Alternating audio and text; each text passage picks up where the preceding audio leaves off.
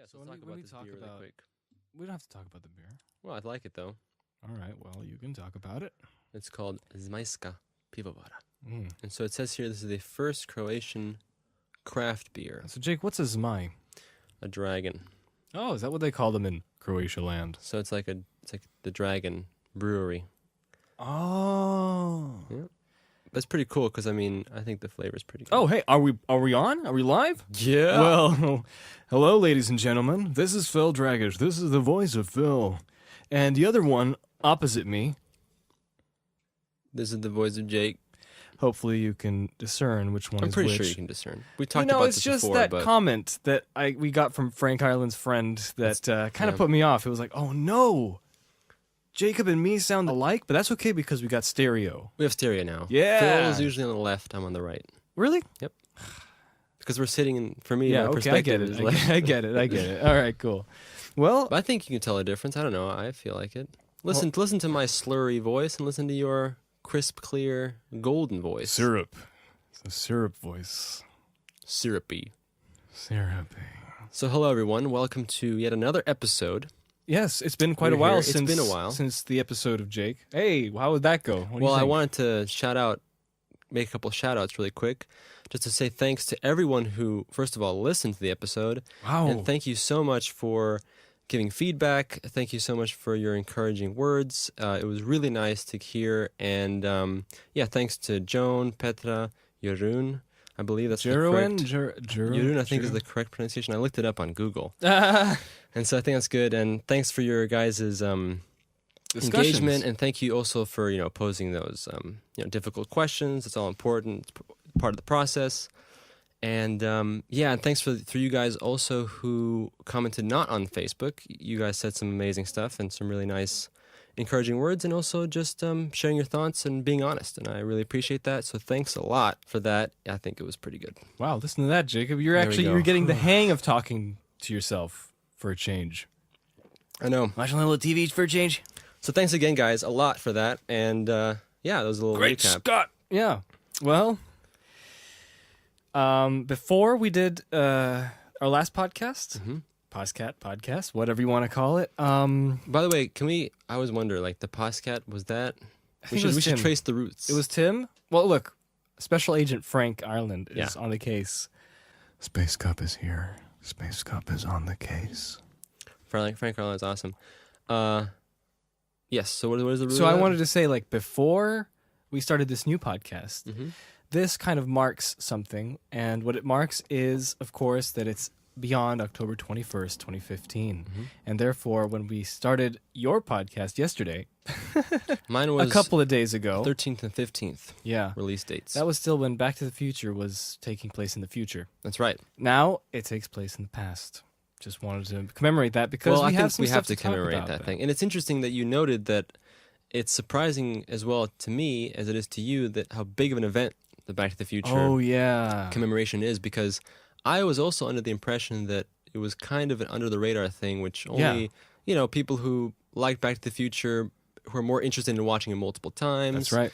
And who are, quote-unquote, more nerdy. So that was my impression. But it turns out that it's actually quite a big deal globally. A landslide. And there was all kinds of stuff popping up from USA Today, changing their logo, to interviews, to Michael J. Fox and Christopher Lloyd, popping up on Jimmy Kimmel to do their reenactment and interviews. Well, not reenactment, and what else was there? The Blu-ray came out, the 30th, what is 30th this? edition. I didn't even think. I wouldn't the have Nike fathomed. mags, the self-lacing. Pepsi Perfect. Pepsi Perfect. I was really surprised. And on top of that, of course, we have the re-release of the films. One day only. Which, completely astonishing that they actually showed them in Croatia. And we got to see it. And we October got to see 21st, 2015. The first and second films. I'm not sure why they didn't include the third one, which would have been a nice We could have stayed. off, we easily could have stayed there for another 2 hours. But it's just amazing because that stuff doesn't happen here. No, that is not, to watch in cinemas. That is not part of the the cultural vibe when it comes to Not at films all. and showing movies here. So that was a pleasant We'll get surprise. into that We'll get into soon. that. But I'm just mentioning the hullabaloo Mm-hmm. and everything that happened around Back to the Future, because that is very it's quite interesting. But I think it's cool because it is, at least in the States, it's more of a culturally significant film in a modern sense. Yeah. It is 80s, but I think that it kind of resonated with a lot of people. I think, and so there's a reason why it's That's so right. popular. Oh, Space Dog's back. Oh, Space Cop's down. Right on time. Right on time when us talking about Star Wars. I believe which you mean is right on the tick. right on the tick. Yeah. Amazing. Absolutely amazing. And also we put the video of us Yeah, we actually did the thing with you wanted to do. looking real time, Right. That was a big roughly deal. speaking. Man, it's funny we didn't check. I bet there was I wonder if anyone did it else on YouTube. There might probably be some people. Oh, that's out probably there. true. So our friend Kirk, he actually went above and beyond what I even anticipated to do, because I live in Europe and so do you, but we actually live in Chicago in our high-tech studio. Yeah. And all I wanted to do was just be there. A long time ago, I said wherever we would be, we would make a Back to the Future marathon and watch all 3 films. But in the middle of this would be October 21st, 2015 on 4:29 p.m. California time. And all I wanted to do was, if there was nothing else that could be done based on where we are and if we were available to watch the movies, all at once,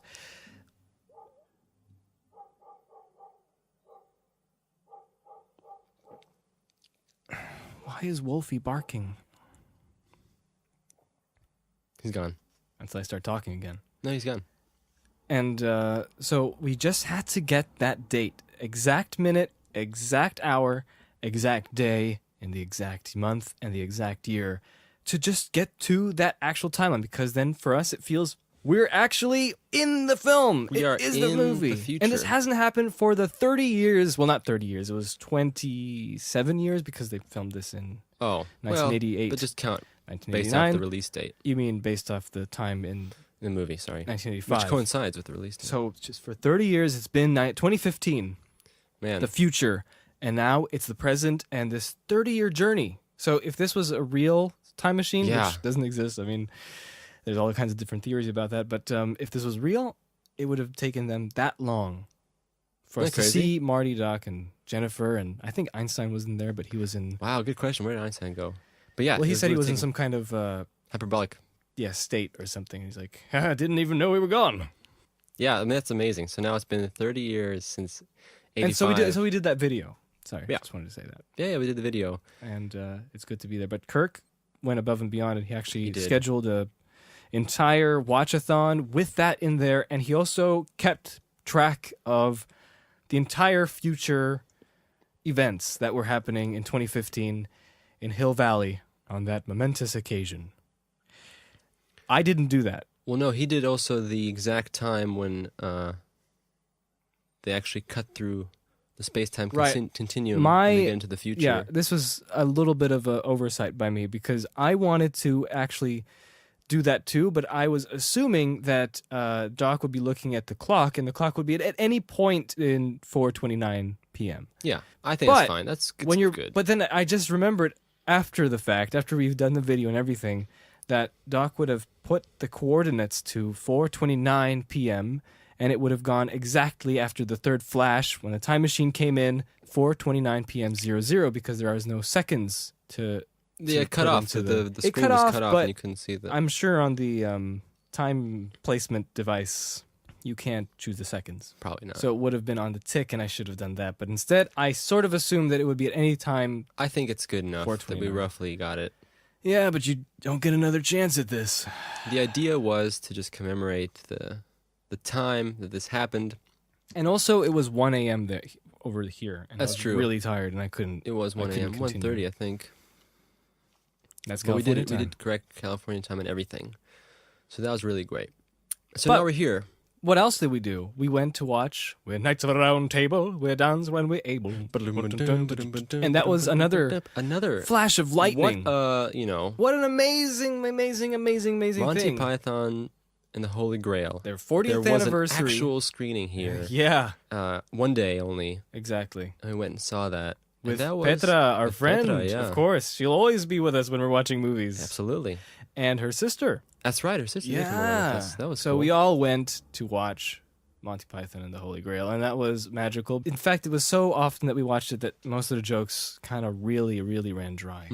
Even watching it in the cinema, I liked it. Of course, I enjoyed watching it, but, you know, the thing about humor and laughter as a human emotion is that it's something that's unexpected. So Yeah, I think that's the nature of humor, is that it's unexpected. And so when you expect everything, nobody expects the Spanish Inquisition. For me, it was a similar experience. I enjoyed a lot, though, watching it with an audience. Even though the audience wasn't. Yeah, we should talk about that a little bit later when we get to Back to the Future as well.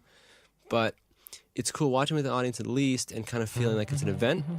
When you watch these older films, what I love to do, and I always just kind of try to transport myself, this happens automatically, is I try to imagine myself as a viewer in the 70s. That's what we did. Watching...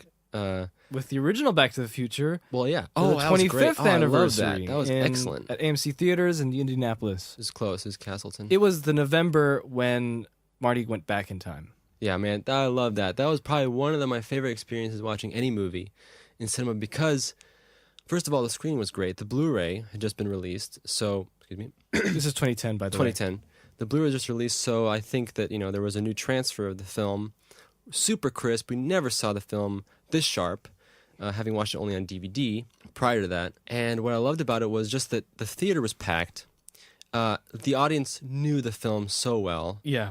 And because of that, they were really engaged in the film. And there was just, you know, all the beats with the humor. We all laughed together. We had a great time. Yeah. The jokes all worked. And it really felt like you were there watching the movie for the first time. Yeah. You know, if it had been... you know, as it was released in 1985, and that's what I felt like. It really felt like it was the 80s for me. I have no idea what the 80s was like, but it felt like it. Yeah. And it was great because, you know, and just the whole vibe, especially when you got to see Hill Valley in the 80s, you know, it was so sharp, and it really felt like a real place, and I felt like, oh, dude, we're here with Marty and Jennifer and Doc, we're going to do this whole thing. And I love that screening. It was great. There's a couple of guys dressed as Marty as well with the jumpsuits. You know, that always, you know, helps. And one guy was dressed as Doc. Was there a Doc? Yep. That was great. That was in Indiana. That was one of the best screenings, I think. And then, flash forward to 2015. We're here. And we were given the opportunity by Petra, I think. She actually Petra found it, I think. Told us about this. And so we went with her and you and me, October 21st, 2015, into the cinema, watched a back-to-back Back to the Future special extravaganza. Dun, dun, dun, dun, dun, dun, dun, dun, dun, dun, dun, dun, dun. No, it was before we get to that, let me finish my thoughts on Monty Python, because that's where we stopped. We kind of trailed off the Back to the Future. And what's interesting is that with Monty Python is that you know, it was enjoyable to watch the film with other people, but I did notice that it is a very strange film, and just the way it's structured and the way it's paced. It really is a compilation of sketches, essentially, but at the same time, it's kind of bizarre. And you know, this is the first time I noticed that it really is. You can tell that this is very much a, what would you call that? Kind of a, you know, it's made roughly in the sense that not all the shots are perfect. You know, there's like blurry shots. There's shots that don't necessarily work. You know, some of the makeup underexposed shots. Some of the makeup doesn't work here. Some of the cuts could have been better, and these kinds of things. But that's part of it because it feels like this was the Monty Python sketch crew, you know, making a debut film. And I thought that was interesting because you can kind of tell that, you know, we kind of have this picture that it's this perfect movie. But when you watch it, you can tell that it's really just that it is, you know, it's sloppy in areas and stuff like that. And it was interesting to see that. But what I also noticed was that, like you said, the humor, you know, we all love Monty Python's hilarious, but once you've seen it, you know the jokes, you know it's coming. And so that's what I thought. I thought this time what was the funniest was the stuff I didn't notice. Yes. The little moments that you didn't notice before. Which one was the one that both made us laugh really much? Definitely top of the line is... Roger the Shrubber. But I love those moments. Just the perfect plays. For some reason, all these years, that just went over our heads. Over our heads, and I didn't understand. And here he comes. Oh. I love it. I'm a Shrubber. That is my trade. I am Roger the Shrubber. I love it. I love those things. That one comes to mind. I also liked the scene with Sir Lancelot, you know, just brutally killing everyone in the castle. Like, that's just, you know, the nature of that was hilarious. And of course, the what I thought was Of hilarious. course, we're gonna get all this knocked down. You see, we're gonna put all this. That was good because I never noticed that before. Yeah. It's so perfect. That's what like a castle owner would talk about to someone, explaining what's going to be fitted in here, what the contractor's going to fix, and stuff like that. So those moments were the most funny. Not quite dead. And Yeah, but the flow of the film was strange, wasn't it? Oh, when the movie ended, Yeah. like we watched this hundreds of times on video, on DVD, but when this movie ended in the cinema, lights went up. It's just It just feels like it spit you out. Like, okay, show's over. Get out of here. get out of here. It's amazing. We're done. It's amazing. It made us feel pathetic. Yeah, it kind of did. It was great. It was great. Look, And there's the old man maybe from that scene was 24. the intention, though. Yeah. Yeah. It's perfect. It was great. It was great stuff. The That was only thing cool. that bothers me is that the digital projector. You know, I wanted to say that as well. It's we're getting to that time right now where 2K just the projectors. technology is not holding up yeah, anymore. the 2K projectors. In 2010 aren't or doing it. earlier, this would have been great, but the pixels, I can see the pixels. The pixel grid, yeah. I can see the pixel grid, especially when you're sitting in the middle of the theater. Yeah, and that's You can just that's view the and that pixels. in my opinion front and center, but even a little bit closer, so your entire vision gets wrapped into the picture. I don't know what you think about that. Well, I like to actually be at I least. like that. I like to be level with the screen, so at least you feel like you're not looking up at the screen. Well, I don't like the looking up either, but But the I agree. the principle is that you want your entire field of vision to be surrounded by the picture. Yeah. And therefore, proper framing needs to be done.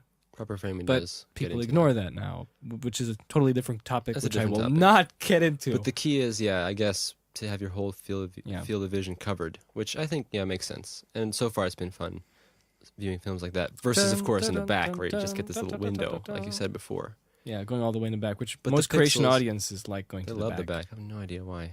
They Must be like they some like having the picture look as small as it does on TV. their TV. TV. Great movie, good fun. Just So the now subtitles. we really need just these projectors to come in. Which is Yeah. why I would like to see, there are these 4K cinemas coming in here at least. I have Yeah. no idea what it's like anywhere else. But, I'd like to see a movie to see how the higher resolution projectors work. But unfortunately, every time we look at the lineup for the movies coming out, it's never a movie we want to see. Isn't that funny? Isn't that funny? Hey, let's go and watch Spectre, Let's do it. 4K, right? Nope. The third, whatever that thing is. Mockingjay birds. Yeah, bird mocking or whatever. Weird. So that's unfortunate. So on to the next. Well, Monty Python was great. Monty so. Python. It was cool. Dun, dun, dun, But I dun, feel- I dun. felt like because we watched this and then Back to the Future, Monty Python felt like a precursor to the It did. the It main did event. because it is essentially a sketch Yeah. show, and so it doesn't draw you in as an audience. But what does is dun, dun, dun, dun, dun, dun, dun, dun, dun, dun, dun, dun. October 21st, 2015. So we Back went to the Future. 1 and 2. We went with Petra. We had a burger first of all. Oh yeah, We had a Give a shout burger. out to Rocket Burger in Zagreb. Rocket Burger in Zagreb, the best burger place Yeah. so far. We've owned by had. those Canadians, Absolutely, Canadians doing American style burgers. and it was a 50s diner looking. So absolutely. what did it do? oh, Perfect for the aesthetic of the theme of what we were going with. Yeah, absolutely. That's Gonna so go true. back So we in did a great time. job there. We had burgers. Went to the theater. Back in time. And And it was packed. We didn't expect this because Did for not Monty expect it Python, either. not so many people. It was like 2/3, something like that. Mhm. But this was packed, This was packed. which was nice, and it seemed like people were. I feel more involved in this Yeah, one than Monty yeah. Python. And I would have loved to have had all three films because then it would have felt like a lock-in or something Mm-hmm. like that, where it's like a community thing, a community gathering where we're all here to watch these films. And Well, it did You're feel here like to that, take a journey. especially when what I liked is it did have an intermission yes, between 1 and 2, and it was cool because you get bathroom break and all these different things, and everyone was kind of talking. I heard some comments of people mentioning there was a lady next to me, and she was like, "I don't remember this movie being so funny. I don't remember this movie being so funny." And it's like I like that because you kind of kind Kinda get some feedback as well when you're watching the movie. So you watch 1 and 2. So one, classic. I still think the first one is the best of the series. Yeah. I think just I because don't it think anyone's captures gonna something. argue No, I don't about think anyone's gonna argue. But I just think it's interesting because the first one captures something that I think is so special. What I thought of like the character dynamic and with Doc and Marty and Absolutely, that whole really good. the problems that he has to get through. What am I talking about? Just keep It's going. okay. Just keep talking. No, I was just gonna say the first one. I love the first one a lot, and it just draws you in the story. It takes you back. What I like a lot about Back to the Future actually And is that go ahead. Back to the Future too. Oh, absolutely. What'd you say? It takes you back in time. In time. And Back to the Future. No, what I like though about Back to the Future as well Looks like an airplane. is I feel like they captured so well it's kind of quintessential, time and history in the 50s in the States. It just feels like they got everything right, and the characters feel so believable in that world. It just gets you in there. And it's the same thing with the 80s, that's cool, and plus you have the time travel element in there. Beautiful. And the problems, and it all works, and it's just funny. The first one is very funny, which is awesome. And adventurous. Yeah, they just did everything so adventurous. Right. And I love that in the film, there's always, because Marty has to get back to the future, there's this kind of overarching, tension that he has to get back. So everyone's like, on the edge of their seats the entire film almost. Like, he's got to get this right. And so when you get towards the end, it's just like, no, come on. Mm-hmm. Get the power thing in there. Please. It's great. It's great. And then the second one. So what did you notice, since we all know about the first one, what did you notice about the second one that you didn't notice before watching it back to back and watching it in theaters? Well, Marty, I know this before, so it's not much of a... What did you feel when you watched it differently than before? I felt that it was a journey, because Back to the Future 2, as I mentioned on Kirk's wall, I said I liked 2 because I know people try to compare it, but I don't think you can compare it, because 2 really felt like a second part, which means that you're not looking at characters or their developments or introducing anything. You're just playing with the concept of time and altering the space-time continuum. And it's great because you're going from one place to the next, to the other place, and all that kind of stuff's going on. And it's just really great to watch that kind of thing going on.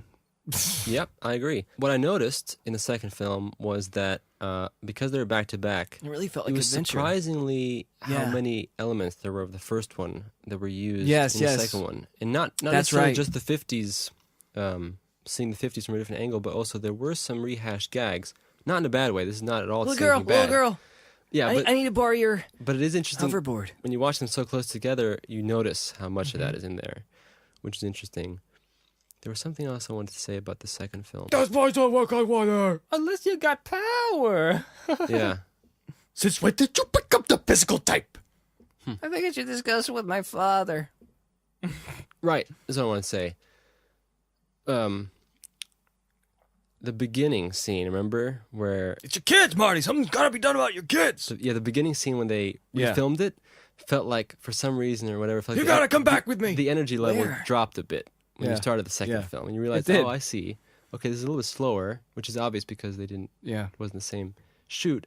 But then as the film progressed, the energy levels came back. Of course, Jennifer's mutation from Claudia Wells into Elizabeth Shue. Yeah, who also has this power to mask Marty's, he can't tell that she changed. Yeah, and she was just having an adventure with babysitting. That's right. In Chicago. And she came back and she changed. How does that work? But then as the energy levels came back in the second film, especially, I love the part when they realize they have to go back.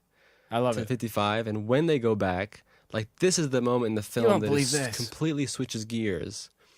And it's great because then at that point it becomes this kind of a true comedy adventure, especially when he says, "Get something inconspicuous," and Marty comes in document here with his leather jacket and his sunglasses. Awesome. That moment is like, okay, I know where we're going with this. For me, this just felt like Back to the Future 2. Just for me, is this great journey. It's a great journey through time and space and alternate realities, and that's why I like it. And 3 is all about the West, and 1 is all about fixing his parents, and which is great. That's the solid stuff. But the second one is just meant to be the second part, and I like it.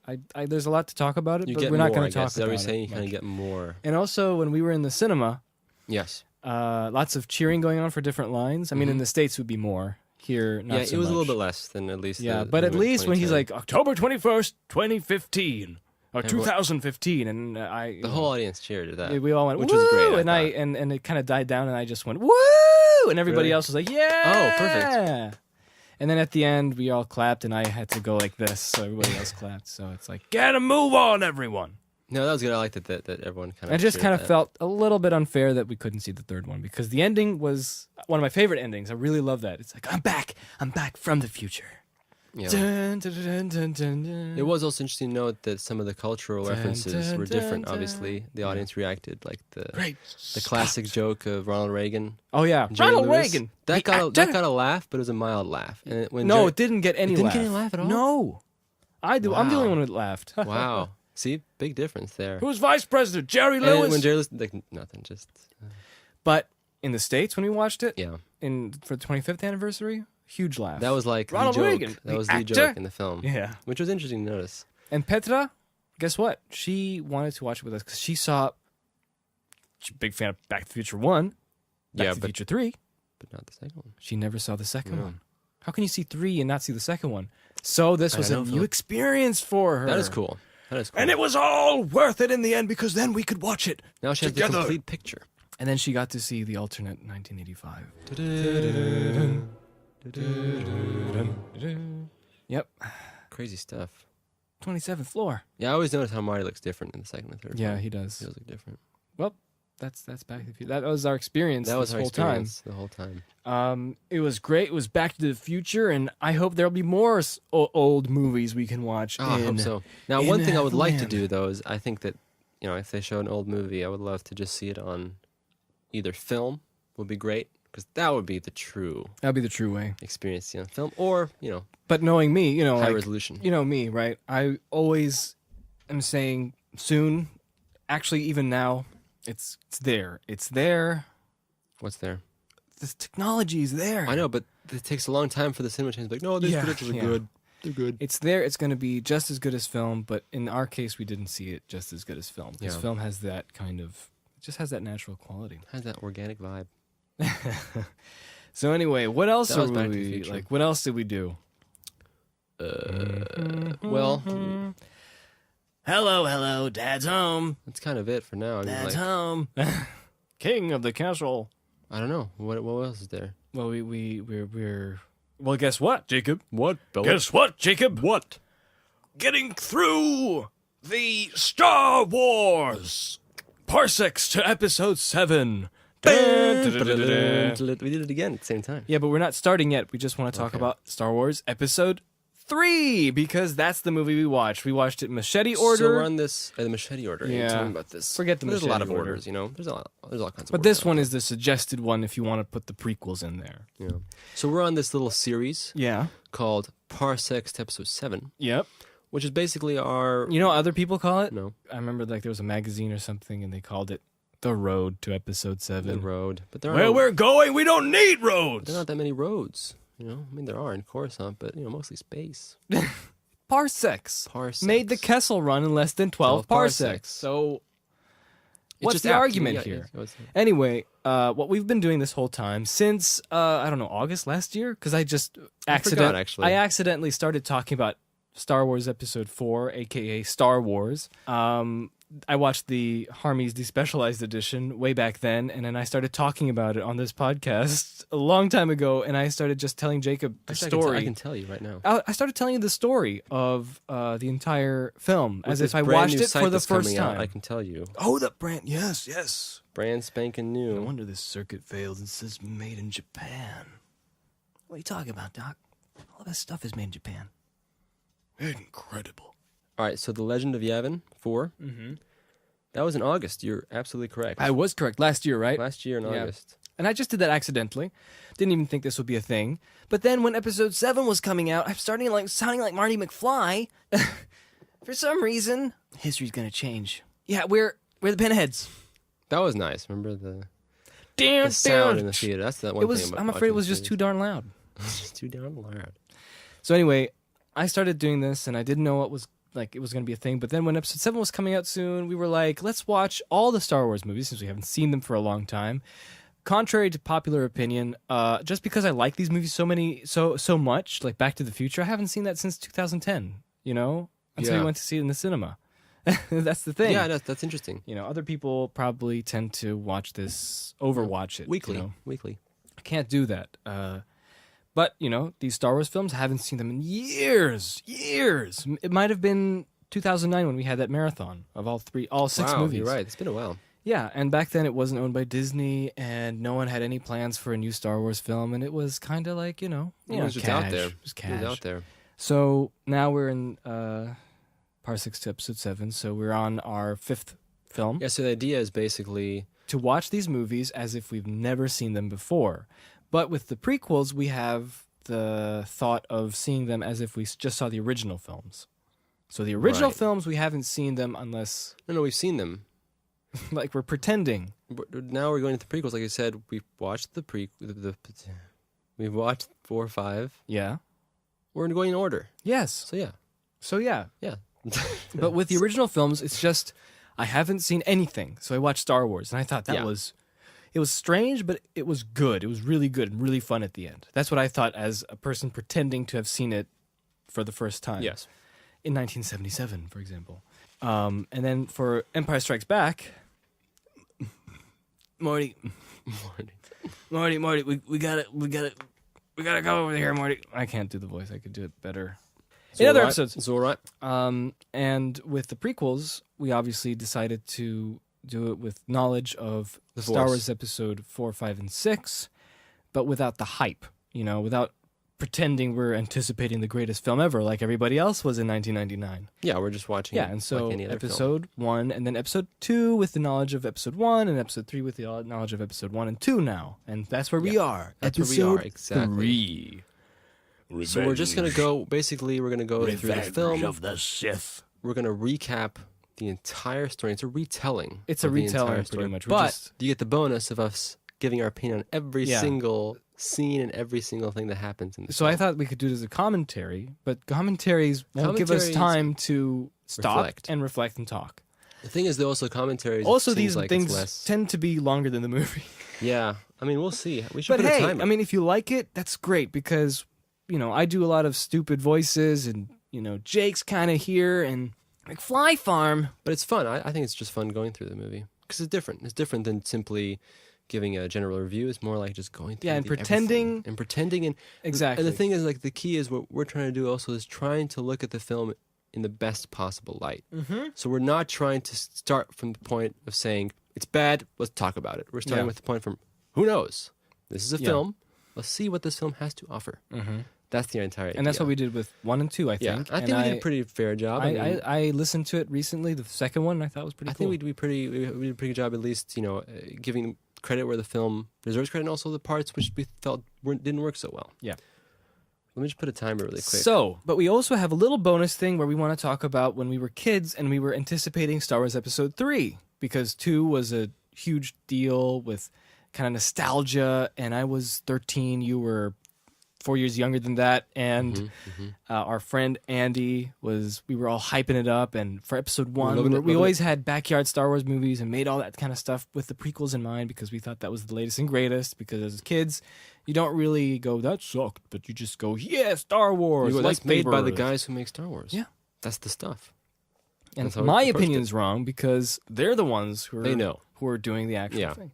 So when it came time to episode 3, we already got older. So this is already, I was 2005, 16. I remember. Oh, sorry. Did I say 2003? 2005. I was 16 12. and you were 12, and opinions changed since then. The Star Wars DVDs came out in 2004, the original trilogy. We pre-ordered it because we thought, oh, it's exciting, first time on DVD, best quality ever. This is the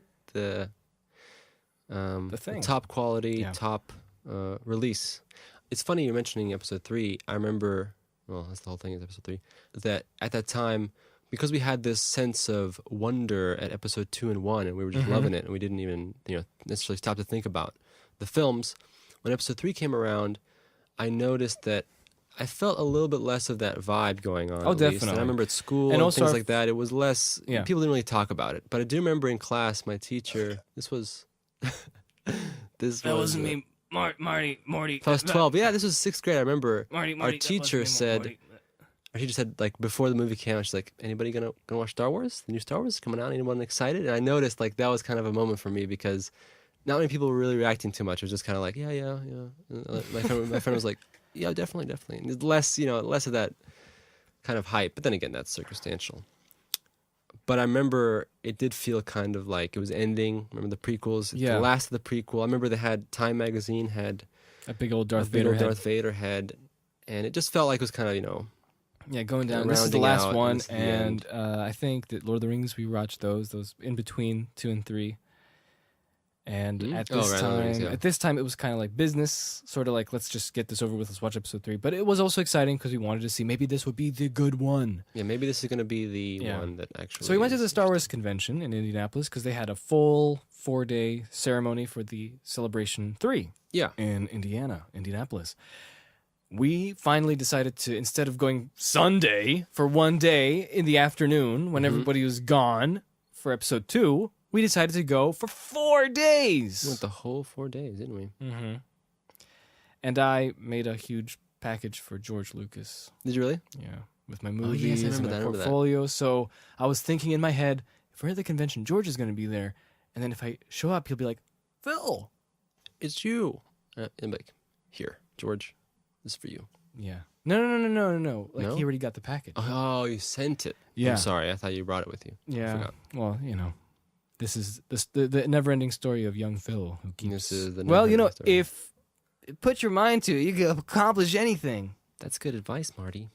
So I did it, and nothing happened, but that's okay. That's okay. When we were at the convention, You we learn. have a whole commentary on video about that.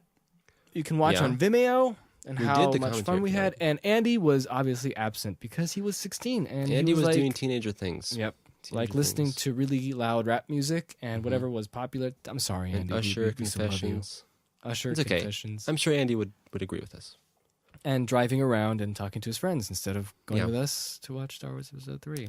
It's the thing you do, but he wasn't there, And unfortunately. I was, It's really too bad. fat and ugly. And and I had very greasy hair. and you can listen and watch this video that we have on Vimeo of our experience in We should the link Star it. Wars convention and how we didn't use the schedule to figure out No, what our incompetence places to go. was very supreme incompetence. Yeah, it was just walk around the hallways And then go to the main hall. and look at all the merchandise that we won't buy. And that's it. I For still 4 days. don't understand why. But it's one of those things where you look in retrospect, you ask yourself, why did I not do this? Why? But it doesn't matter. It's It was all in the fun either way, past. I think. You mean the future? Whatever. It was fun either way. Anyway, let's segue on to the The movie itself. main event because we're trying to kind of, Okay, well, as yeah, usual, Let's get this. We're trying to let's get kinda- this going. talk about the So- background of episode 3. So We yeah. pre-ordered the tickets too. At least Really? we learned in Indianapolis. no way. We watched in the and we same watched at the convention. We watched this big reel, this high definition projection reel, where I fell in love with digital projection. Oh yes, that is the moment. It was great. It was great. I still remember It's in really my mind that crisp. was quite amazing. Yeah, That projector and those sharp corners, man. it's a Christine. The sharp corners Yeah. compared to film. I think we talked about this once. We probably did. It doesn't So, matter. Episode 3 was coming out. Blah blah blah blah blah. Great. We listened and heard the score. Well, last thing to note is that we also watched- On a personal note, we watched the third Star Wars film in the same theater. We watched episode 1, episode 1, which was cool. United Artists Theater in Indianapolis. Which was cool. So it went full circle. The circle is now complete. So let's begin. Yeah, so episode 3. Just before we get to the One more, movie one more itself, I before. just have to say, What? I think I'm missing something. I'm missing that we went to the same theater, right? can always And tack it and what on. I liked about Star Wars is that it was a great American community gathering, is where you can see all your friends. Yeah, it's from Like school. our uncle, we saw our uncle there, and then we saw some other friends from school who were in the Like, same you're theater at here. the same time, and we all watched the movie, and it felt like Coruscant, because the teppich. Why am I saying teppich? Carpet. The carpet was red, and so it felt very appropriate for Revenge of the Sith. Yeah, I forgot about the carpet. But yeah. So let's start this again start. and go. Boom, start the timer. So I would like to talk this time a little bit different. Let's try to go through scenes and talk about individual scenes versus trying to keep it less of a run-on kind of. Okay. sentence. Well, so we're opening. episode 3. It starts. It says We're episode here 3, at Revenge of the Sith. Scene 1. It's not as opening crawl. Yeah, it wasn't as exciting for me as it was for episode 2. Oh, I can't believe it, episode 2. Maybe because you get older and the days come and go a little bit faster. But anyway, what's happening in the story so far? So we're not counting the Clone Wars animated series, which was really good by Jendy Tartakovsky, which was great. I like that series. That was good. Good stuff. It had General Grievous, which was the first appearance of General Grievous. But we're not counting that as our sort of mindset when we're watching No, when the we watched mindset episode is 3. post episode 2. Yeah, just episode 2, then episode 3. So it says, War, the Republic is crumbling under the attacks by the ruthless Count Dooku. Dooku. And Count Dooku, so what we know is Count Dooku, he's still stirring up trouble, and there's war. There's all-out war. The Clone Wars have already been going on for a while since we've left Star Wars land. Yeah. Star Wars land. Then Well, this, it and was then revealed the that text episode 2 also at the says, end was Count Dooku was Yeah. a Sith Lord. which was the worst reveal ever. It was I'm revealed sorry. either This way. is I my agree, unbiased I agree, opinion but- after watching the film. I know, I agree, but I'm just giving the story. Yeah, and its then it proper says, then the telling. opening crawl of episode 3 actually says that General Grievous, this new Yeah, this- character we this don't know, new guy. is sieged Coruscant. So there's this battle in Coruscant happening, and he kidnaps Palpatine, Yeah, Palpy. Palpy, and takes him Onto and his captures ship. him to his ship. But also before that, there was, you said the siege on Coruscant, Yes. which was interesting 'cause I never noticed that before. And of course, 2 Jedi Knights must make the desperate. Attempt to save Palpatine. Yeah. And that's And where the then film begins. big old space battle happens. Dun, dun, dun, dun, dun, dun, dun, dun, dun, dun. So now this is the opening scene of where we're going to see the 2 Jedi, the 2 heroes, and Obi-Wan there's and been- Anakin. And we can see there's this huge Star Destroyer like thing, and I'm thinking, wow, well, it's already going to be this, you know? I mean, that's nuts, right? What do you mean? But like, Empire's happening soon, Right. Because we can see how it's turning into that. And also, what I have to say is that the picture quality for episode 3, big jump up from episode 2. Episode 2 felt like there was a lot of chromatic aberration, but in this one, really nice, really crisp. They seem to up the tech. The HD cameras that they use, Yeah. same models, but a newer, what I assume is a newer processor and Maybe new lenses or sensor something. and stuff like that. Yeah. And so this is basically, what do you think about the visuals? And this I have to scene. say, the computer graphics. I'm looking at the space battle, and I remember when we were watching this, I was thinking, okay, well, this is me talking retrospect again. Okay. Sorry, like me Well, talking are we as if, supposed to go through the story? yeah. But I just wanted to Okay, say what's that the the retrospect then? picture, whatever people say about the bad CGI in episode 3, they are mostly wrong. I have to say, I'm watching this in 1080p, very uncompressed quality. They added a little bit of layer of grain onto it to stick all this stuff together, but most of the visual effects that Island did is quite good, especially for the space battles. I'm not talking Yeah, I'd about the agree. CG characters, most of them not so great. There's a lot of not so great stuff in there, don't get me wrong, but for the most part, way better than episode 2. And watching it in HD really kind of makes you appreciate the craftsmanship of the space battles, particularly. Also, so when we started this movie, it started in Anakin and Obi-Wan. They're coming in. Anakin are flying in, looking for the hangar, looking for General Grievous's hangar. That's where That's we right. first find them. This is where we introduce Obi-Wan and Anakin. They're talking. There's a bit of some banter going on between them. You can kind of tell that they are. That I was like thinking since episode 2, wow, there's actually, people talking and making normal Yeah. conversation instead of master. Talking and kind of giving us some little quips here and there. Yeah. And We're also the seeing computer graphics, they Anakin's- actually added a little bit of artificial chromatic aberration that really fits to the camera recording quality of Oh, the nice! Sony So they got cameras. that synced up. So they got that really well synced up, and I have to say, what people say about how bad the CGI is, they're right on some parts, but most of the parts that I've seen, Yeah, I think it looks pretty good. and also the Holds way up. the shots are handled, George Lucas did a good job in making, or at least whoever was choreographing the beginning here of the space battle, the dogfights. It's gonna make me, What? I'm gonna miss having to actually see space battles, because I'm pretty sure in episode 7 we're just gonna have a camera shaking around with lots of things obscuring the image for no reason, instead of drawing us into the image and having Right. to see actual things on the screen instead of pretending a camera's filming it. Yeah. So anyway, Anakin and Obi-Wan, they're Okay. going in there. So we're getting in. There's a bunch of little jokes. The vulture droids, which are these battle droid ships that were fighting in episode 1, are there, and they're the Clone Wars. Clone Wars. Clone Wars are in the thick of the Clone Wars. The setup is already that there's been war for a while, and you can tell that Anakin and Obi-Wan are very much involved in the war, and they're doing a lot of duty. Yeah. And this is an example R2, of that. log on to They it. have to. Their mission here is to get Grievous, so that's where we're at right now. And the Palpatine, Emperor man. Yeah, say Palpatine. Now, let's figure that out He's really not the quick. Emperor, by the way. Let's figure that out really quick. So Palpatine is the Chancellor, which in this system, he's kind of like Supreme the Chancellor. Prime Minister or something? Yeah. Or what? Something like that. He's in charge of Everything. the Republic, Yeah. essentially. And so he's key, but we'll notice some things about him later. Yeah, and the Jedi... Obi-Wan has his haircut. Oh, Obi-Wan looks great, I think, in this one. Looks So much great. better than episode 2. And it reminded me of episode 4 in my non-biased thinking of like not seeing Yep, this before. Episode like is he like He's looking like Alec Guinness, yeah. and His acting is also kind of it's up from the last time. And this whole opening, I have to say, action opening, and I don't know. I think that's one of the best parts of episode 3 it gets of you the right, prequels because it's already getting better. Well, remember, let's compare really quick to episode 2. Episode 2 had this very slow opening. Don't even The slow opening of the sabotage. And the thing being, I said I liked the opening of episode 2 because it was mysterious, but it was just a scene by scene thing. This is flowing. Here This we're is going flowing. right into the action. We're thrown in to this conflict. What do you think of the buzz droids? Neutral. They're buzz droids. Don't really but care. they have those dumb voices. Well, that's an interesting thing is that this whole opening scene has quite a lot of, how should I put it?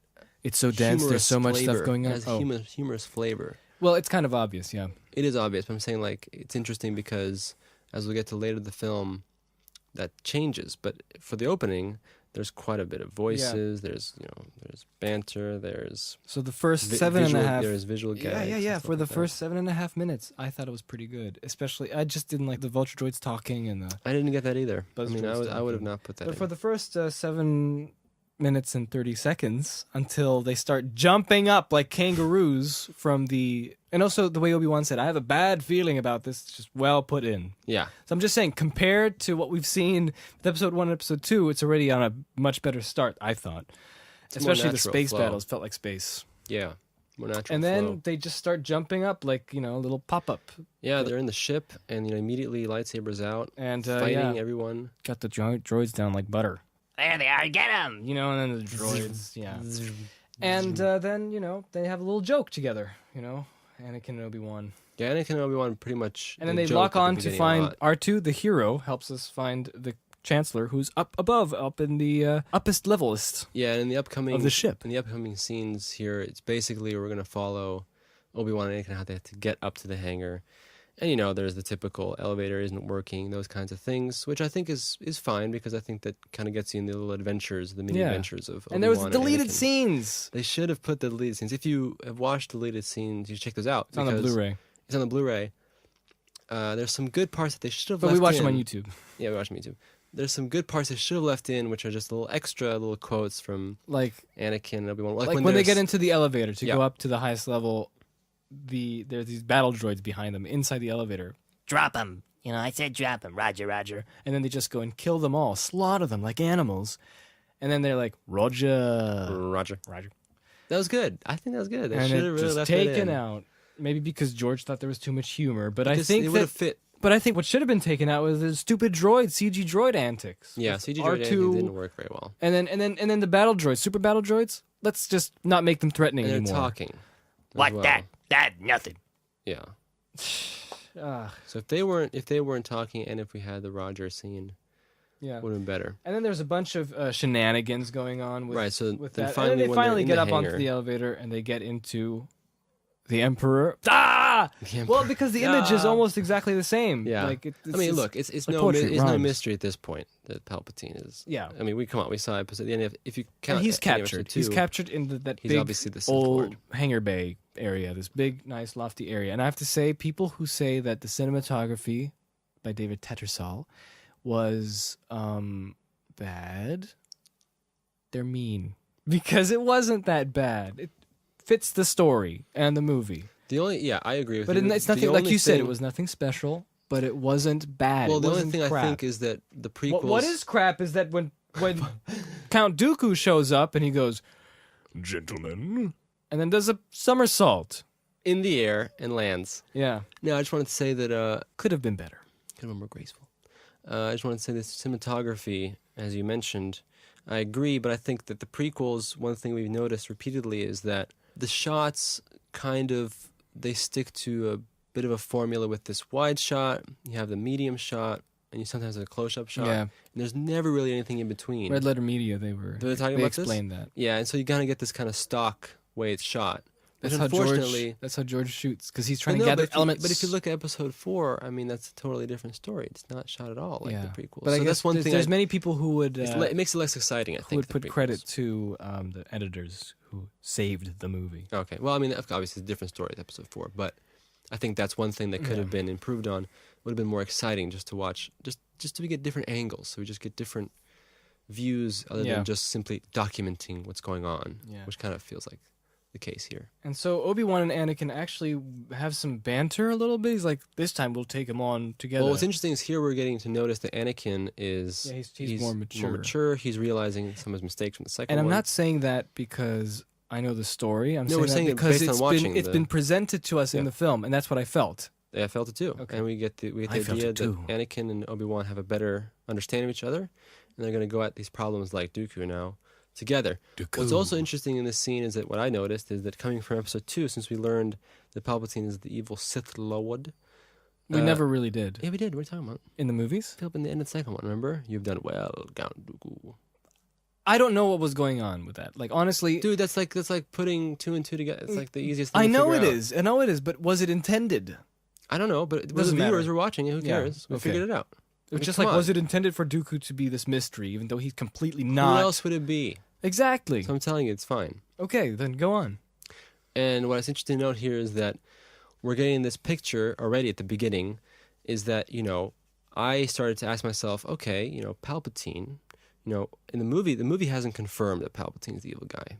The film hasn't confirmed that. We can guess he is. Easily. We know, easily, but I'm saying the movie officially hasn't confirmed yet. Yeah. So now we're asking ourselves, maybe this is all in vain what they're doing. They're saving him.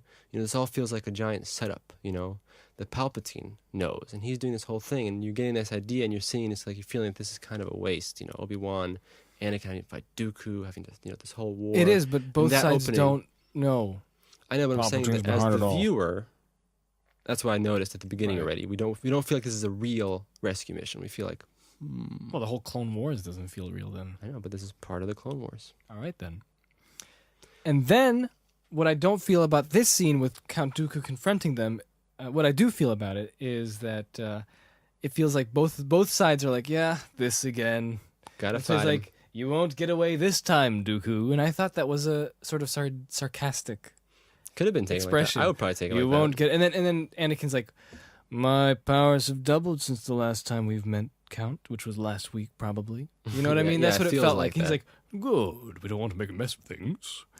And then they have everyday business. And then what I liked about this is that it was it just was kind of cool to see the beginning film, like the opening of this film, have a direct Dooku Anakin Obi-Wan fight rematch since last episode. Yeah, that was cool. And it shows it in a nonchalant way. It's like everyday business. It's casual. Yeah. And then they fight. They fight.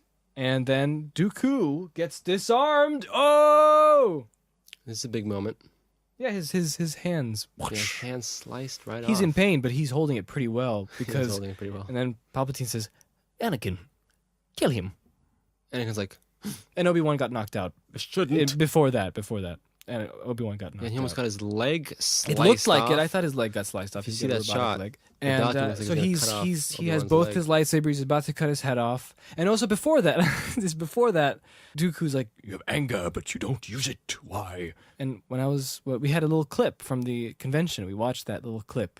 Anger, but you do not use it. I thought this was going to be in Revenge of the Sith, where Dooku and Darth Sidious are secretly training Anakin. I didn't think the same thing, but I thought that was going to be later in the film. Yeah, Dooku would be part of the film where he would actually be trying to get Anakin to join the dark side. Right, more involvement to get Anakin to... Yeah, and then there would be the scary Sith training that we would see with Darth Vader. Oh. And that's how they would be like, Darth Vader. Yeah. Like, don't tell anyone. Don't tell anyone. Don't tell anyone. Still be a Jedi. Yeah. Secrets. That would have been more interesting. But we'll continue. Here we are. He cuts his head off. It's great sound effect there. Just wanted to say that. And Palpatine says, "This is the first. Do it. This is the first official sign that we see Anakin. Something bad is going on with Anakin. He just killed a defenseless guy, an unarmed prisoner. Unarmed prisoner killed him. He was handless. So this is the first moment we see Anakin do something like that, and already he's regretting it. He's like, I shouldn't have done that. He's questioning it. But that's the first moment where we see.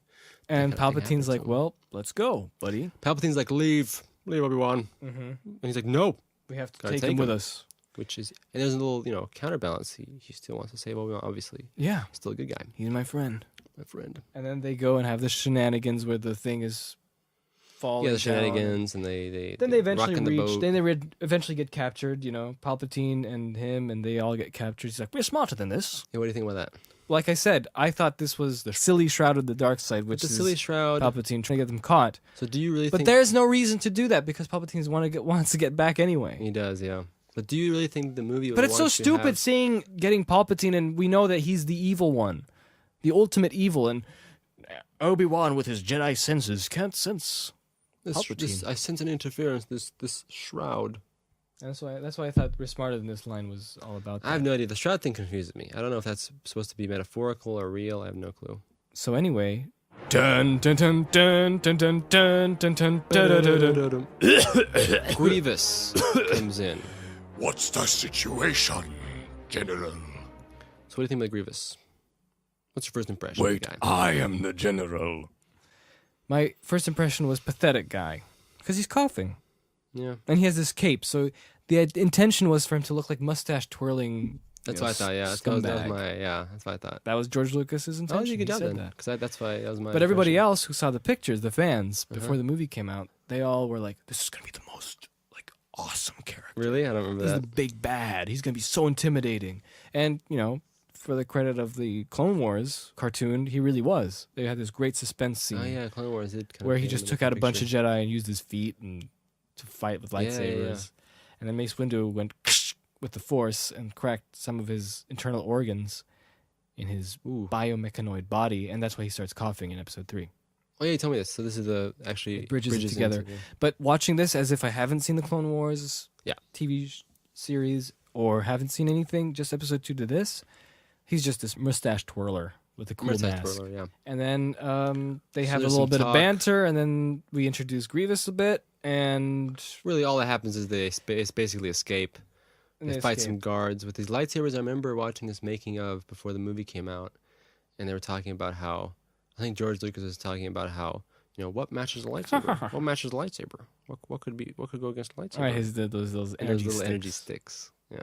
Whatever. And then we have more of Obi-Wan and Anakin going, do you know how to fly this? And he's like, yeah, I know how to fly this. No, he's like, land what's left. Well, under the circumstances, I'd say, it doesn't matter. To pilot this is irrelevant. Yeah, strap yourselves in, and then there's this whole... Well, there's a whole landing sequence where they kill probably 6 people at that watchtower. Yeah. And just gets destroyed. And then Obi-Wan's like... Another happy landing. Whoop. And they successfully got the Emperor Jedi unintentionally murder. By the way, remember how Coruscant was supposed to be besieged? Yeah, this area is not besieged. This area is safe. But then it just wipes away, and we're back into Coruscant, right? That is a question I had watching, because if they said it was besieged, is it just areas besieged or what? Right? I mean, what's going on? Because look, everything's at peace again. Very weird. So they just retreated? They retreated. Yeah, I guess when General Grievous leaves, everybody leaves. And also, General Grievous' battalion must have been like 30 people. Oh, the Millennium Falcon. Yeah, the Millennium Falcon. So when the shot pans into the dome where they land, everyone probably knows this. The battle just stopped immediately. As I said, General Grievous retreated within seconds flat. He's gone. All these people in Coruscant, we're gonna have to have another chat about those guys. What guys? All the bystanders, the people living in Coruscant, they have not affected at all by any war. They're like, war? Yeah, whatever. Get back to some diplomatic war. And we get to meet our characters once again. And I have to say, this opening should have been an opening for both episodes 1 and 2, like an action opening. But yeah. Or, a little bit better crafted story, whatever. Now, I like, though, the conversation we have with Anakin and Obi-Wan. You do? It. Yeah, what's wrong with it? I feel like it's just ham-fisted. Really? It feels like it's obvious. Let's put it this way. I like the idea of the conversation. Well, of course, because look at him. Anakin's just like, hold on, this operation was your idea. But like I said, I'm trying to give the movie. But as I'm forgetting, you killed Count Dooku, and you rescued them, and you carried me unconscious for wanting to give the characters and then Anakin's like, all because you're training. No. Yes. You enjoy the politics. The politicians. Yeah. What do you think about that? But what? The politicians? The politicians. Well, we've established that Obi-Wan knows not to trust politicians. Remember he said never trust politicians. That's, so was Jedi he being rule book. sarcastic this whole time? No, he's being truthful. Obi-Wan. But you deserve But your realistically, I think he should be sarcastic. Like, Obi-Wan should be like, we're not supposed to trust politicians, but I know that's just like a Jedi training rule. But instead, in the movie, apparently, he's supposed to be super serious about politicians and certain other kinds of people. But I thought that him telling Anakin to enjoy being the poster boy and... Yeah, that's being with sarcastic. the fans. Also, there's no emotion from anybody. Again. Everyone's kind of like, oh, this will Anakin's be here. great. The General Grievous has And been then Jar captured. Jar And he has ran to away. show his stupid face again. So what, do you want to say some things about Jar Jar? I don't even notice Jar Jar. Well, I wish Mace Windu could just be like, yes, the guy who started this whole thing. Oh, yeah. Oh, wait a second. Why? Emergency powers. Emergency powers! Man, they should definitely talk Well, about anyway, Palpatine comes back, and it's just a regular old day. It's like, yep, Palpatine is just like, oh, they killed Count Dooku, and General Grievous escaped, and then Mace Windu says, we cannot. I don't remember what he says. from the amazing Backstroke of the West, which I would encourage everyone to watch because it's hilarious. Yeah. Recommend people to watch. But they're like, okay, if we kill General Grievous in this, dialogue So the whole scene with all idea the is that politicians, there's always this thing where someone's talking about how if This we is a regrouping kill of the X, politicians. if we do X, the war will end. So in this one is, if we kill General Grievous, the war will end. Last time was, if we kill Dooku, the war will end. Remember? And Sure. here we are with General Grievous, the war will end. Mm-hmm. So this whole idea is General Grievous escaped now because they didn't get him. And they're all like, oh man. They're like, but at least we got the Emperor back. At least we got the Palpatine. We got the Palps. We got Sheev. We got the Palps. Sheev And so Palpatine. now they're going to discuss and do debriefings and things like that. And then what do we see? We see Padme. She's Padme. back. Padme's back. Waiting- This is after Waiting in the Anakin- shadows, in the pillars, after all the politicians have left. Why would that be? Anakin sees her, and then we have a nice viola, maybe solo version. Not solo, but like leading version of.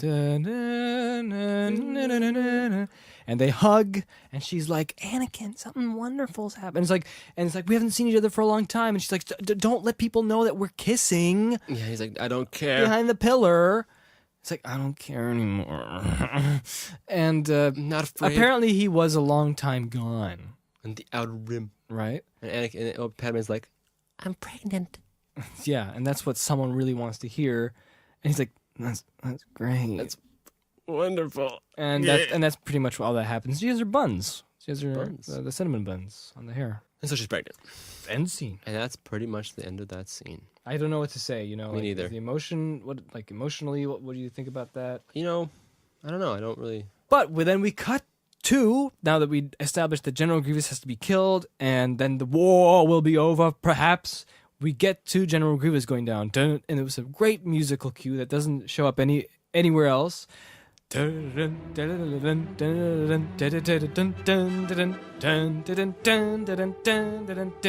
I would say it's Grievous' theme. And then the choir comes in for some reason. Yeah. And he goes into this new planet called UtaPOW, which is the whole planet. All right, the whole planet, yeah? Yeah.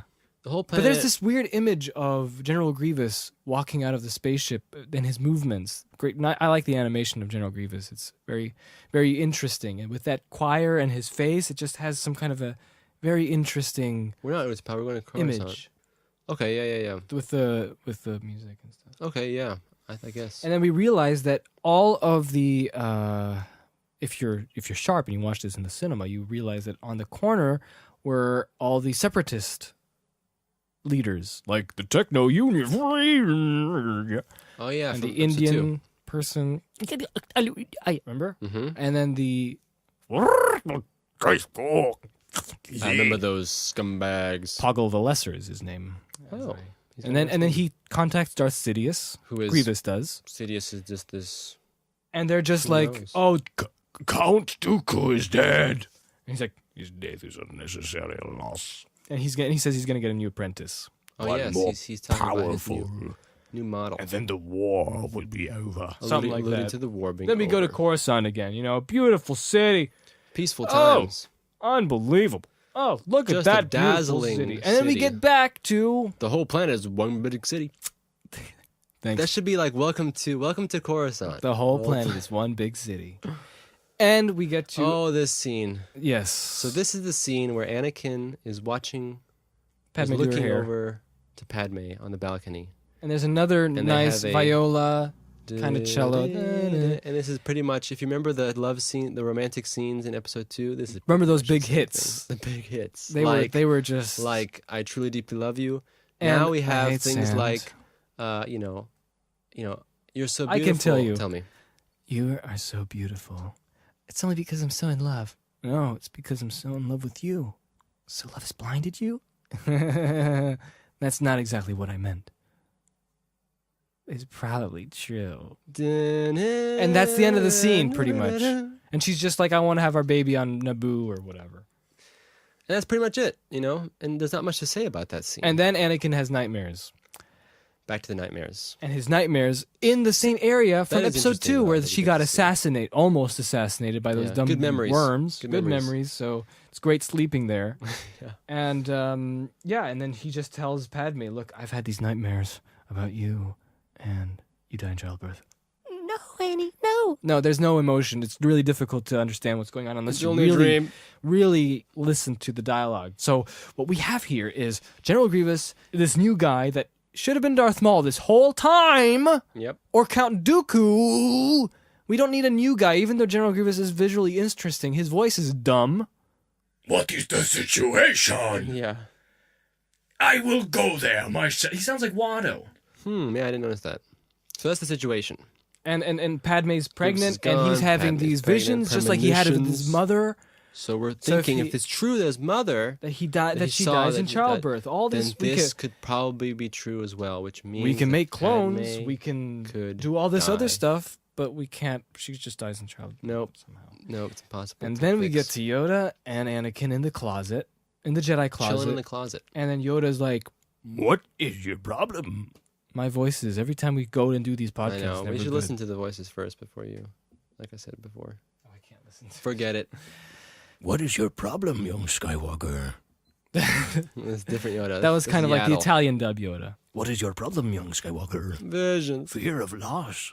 There's a path to the dark side. So that they talk about. And he has his visions, and then Yoda says something completely contradictory to what he will do later on, which is, Rejoice in those who become one with the Force. Miss them, do not. Grieve for them, do not. and Anakin's like, what? And that's about the end of the scene. That is a scene. He's like, Let go, because it leads to the dark side and He goes, selfishness. learn to let go. Of Because it leads to everything- the dark side and selfishness. of everything you fear To lose. And that's pretty much the whole scene of that oh, one. and then Anakin. End scene. Yes, and Enter so what I scene have to X. say is this movie has a vibe. The other two movies failed to have a vibe. This one has a pretty good. George did a pretty good job here with a vibe about trying to it felt like a thriller kind of conspiracy movie, slow moving, emerging conspiracy thing. Yeah, I think you're right there. And so after the closet scene with Yoda.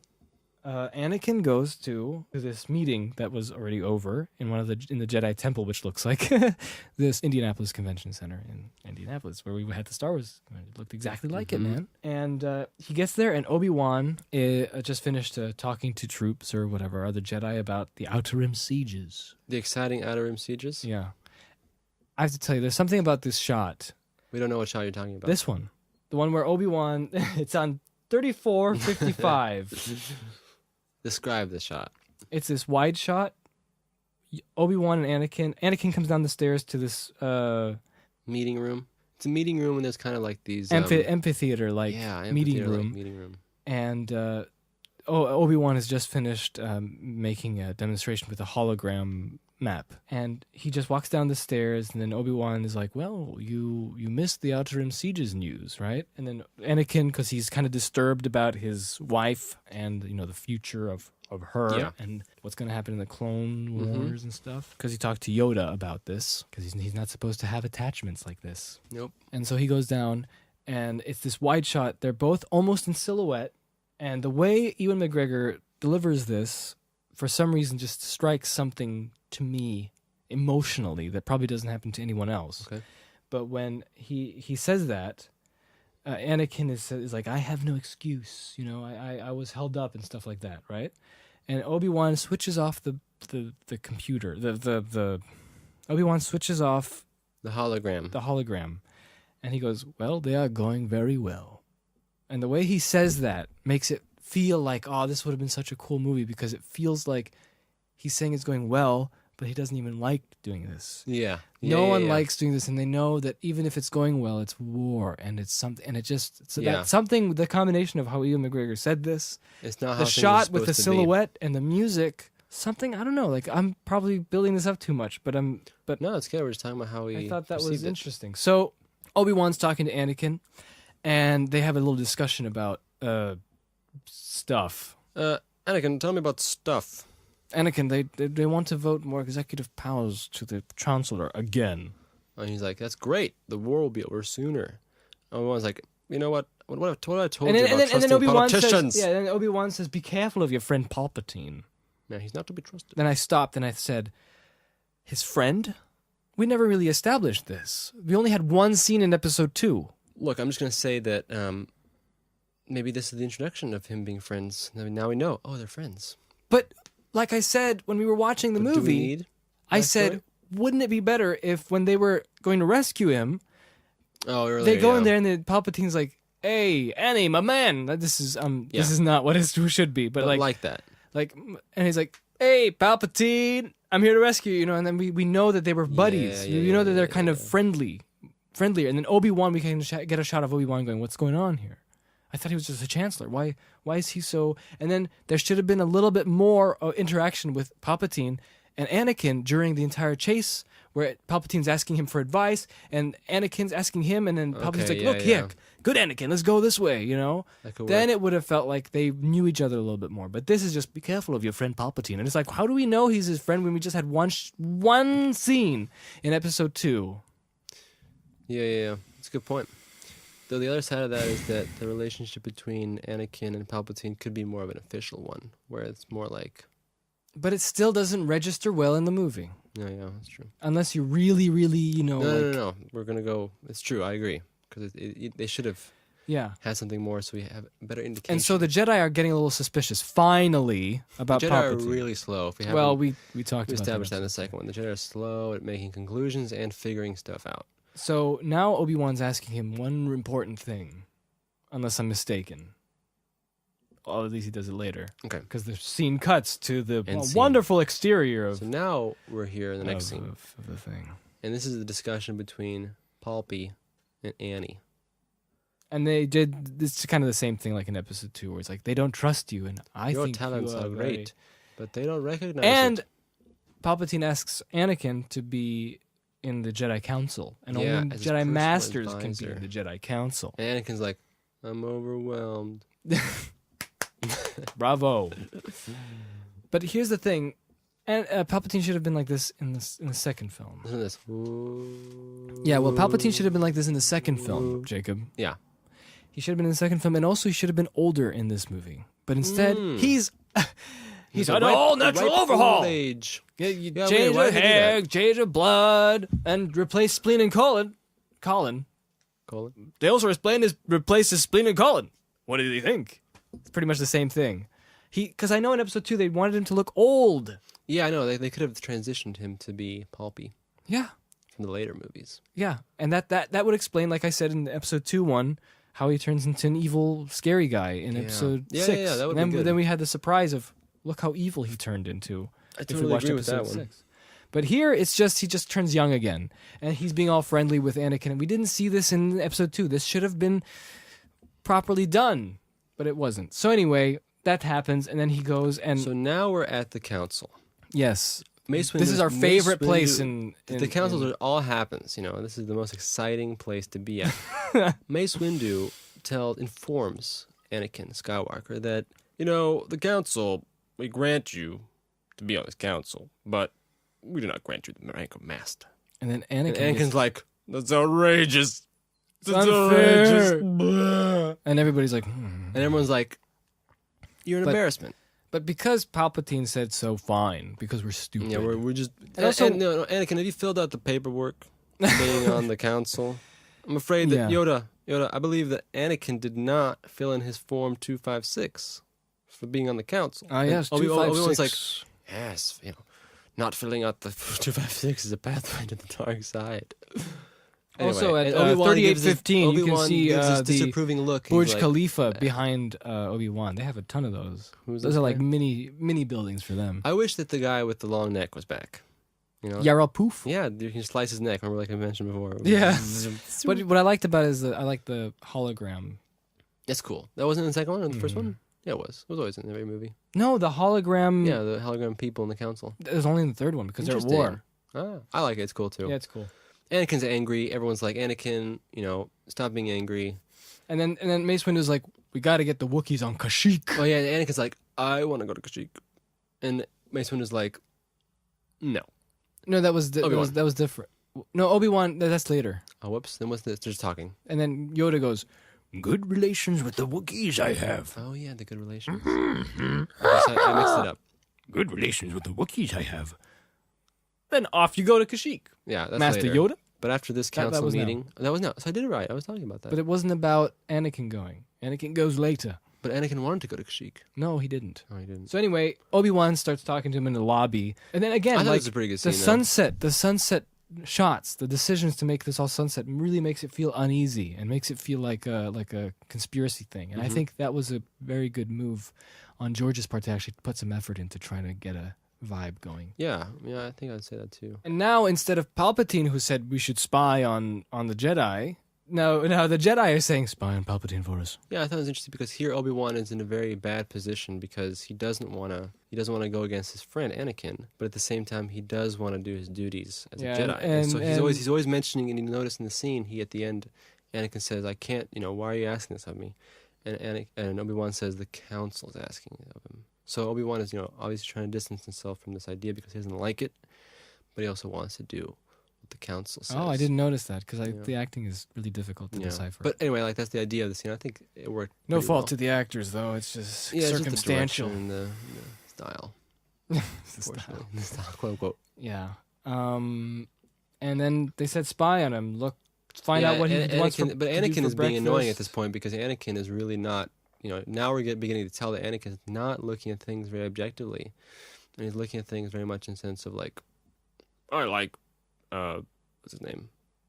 Palpatine. Palpatine is a cool guy. You guys are annoying. Just came out of It's nowhere, like, though. I know, but I'm saying the idea of it. Mm-hmm. And now we're seeing Anakin. He's kind of being annoying. He's not listening to people very much. But he is, through the dialogue, at least you can tell that he has matured from He has episode 2. definitely. I mean, episode 2 was Horrible. we will find the killer. I promise. Oh, yeah. So, I mean, yeah. props to who, however that happened. I mean, I wish the acting would work. you Yeah, know. me too. That's the thing. So anyway, the Jedi are just traveling around in their little ship, right, with the clone troopers. Yeah, Mace Windu is talking to Yoda. And there's this shot at 31 where Yoda is scratching his, he's kind of touching his head, which is a direct reference to Seven Samurai, Oh. which is the one that shaved his head. I haven't seen the movie in a long time, so and he always did that in the movie. So he kind of snuck that in. Huh. That's interesting to know that. And they're talking about how, Misread the prophecy could be. and then they're like, yeah, probably. It's like, Come on, guys. It's been 20 years. Could you have made a decision about 20 years ago? yeah. Yeah. So then Anakin talks to Padme, who's wearing something else. Oh, by the way, in this shot, By the I way- have to say, in this scene, Anakin's wig, I think this is the first thing they shot. not looking good. I think that's the first thing they shot. I think so. Yeah. But his wig looks like just poofy hair. And on so the she's sides. trying to tell him, is Palpatine on the good side? And we kind of know this information already. And then Anakin's like, Well, wait. here's the weirdest thing. This is my biggest question. This scene. So Anakin is talking, like we said, to Padme, and Padme is asking the question, which actually they deleted the scene, which probably I guess goes before this, where The rebellion? Padme is joining the rebellion. Well, it's not the rebellion yet. Whatever, But this the council with early the hobo rebellion. man. Oh yeah, The hobo man who is can we link these? the Australian Can guy. we Who's link like, them? yeah. We should. The Cockney guy who just yeah. shouldn't even be in here. And he's supposed to be some, Republic representative. And he looks like he's just there to get some more booze. Yep. It's some cash. Just go away. I've been here. It was funny. So anyway, yeah, And there's the deleted Mon scene, like I Mothmas said, in that deleted there. scene would have helped give us a better idea what Padme's talking about here is that She's they're trying to- noticing that, these systems aren't working. The Republic and the war's going on all the time. The war is going on all the time. There's something's wrong here, so they're forming an alliance to kind of counteract all this. Yeah, Rebellion at was least later to gonna come like out. peacefully protest. Exactly. And so And- Padme is like on the fence a bit, but then she agrees to be part of that thing. Also, Padme in this film is completely passive. I know. I was going to say Padme, like in the second film, She's an active She's character. an active character. And this film's just like She's just there for information. she's if always there at her once. house. Like, you just go visit Padme, talk Let's to her visit a little Padme. bit, leave. Hey, what's up? And she's always half confused. I don't understand that. And so, but in this scene, what struck me so strange is that Padme is, This is the asking a sunset question. scene in when they're in the fountain in their house. Yeah. In Padme's house. Yeah, and Padme is, the saying like, veranda. what if this is all, what if we're fighting against the thing where whatever. She's talking, she doesn't have that much faith in the democratic. Democratic.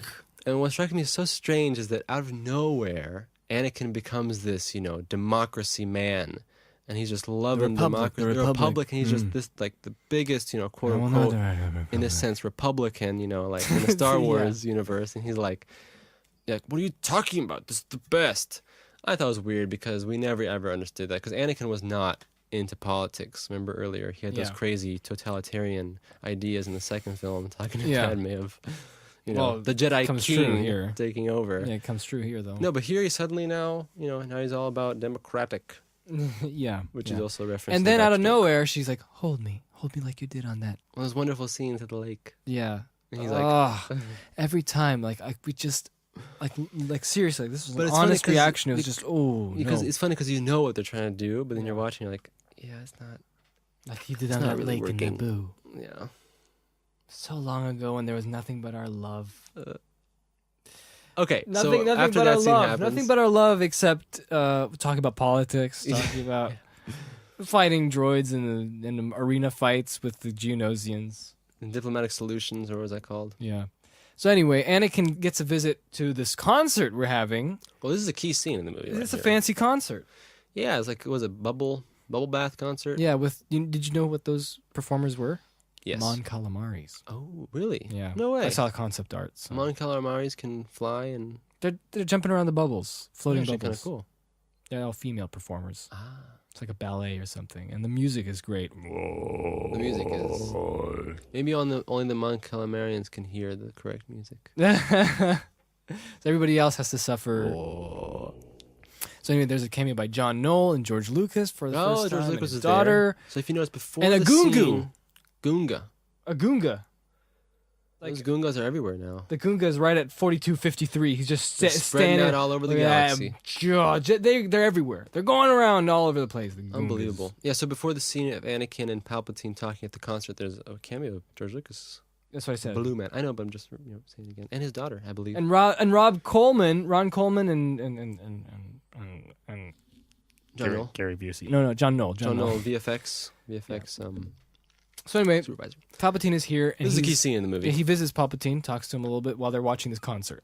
I think this is probably one of the best scenes in the film. I would say so. It's the But I best. see It's one of the doing best scenes part- because doing it feels part like someone was two- directing for a change. And doing part two, Ian McDermott's Sorry. acting. Yes, Ian McDermott's acting is. I think he holds the key to the machine weld. Yeah. No, just kidding. To Well, the yeah. to And the he's like- scene. Leave us. And then they talk. Anakin, my friend, Anakin. This would have been so good if there was actually something you could tell that they were buddies and stuff like that. Mm-hmm. And it would have been creepy and Well, weird. again, this is where the prequel-itis comes in, which is this stoic, this very, yes, what happened? What? Yeah. Yes. Like you said, if there's more, like Ian McDermott is doing, more of this, fleshed out. But it also feels like he's kind of restricted. Ooh, Because, Ian McDermott? yeah. Yeah, but I'm saying, like, compared to everyone else, does a good job. And so, so this scene, basically, we can sum it up by saying that Anakin, well, Palpatine is obviously trying to get Anakin over to the dark side. And so he's introducing. He's introducing these ideas. This would have been so cool if we didn't know the bad guy. Yeah, that'd And be then good. he would be like, I never know about Darth Plagueis. Why? Because at that point, we will be, being told what the movie's trying to tell us. Yeah. Like, oh, interesting, this guy knows some stuff. Suspicious. We wouldn't automatically think Sith Lord. Yeah. We would think like, oh, who is this guy? Did he have like a friend? Yeah. Sith buddy? Yeah. Buddy Sith? So he was talking about Darth Plagueis, which is apparently true, and apparently he was his old master. But we don't know that because we're watching the movie.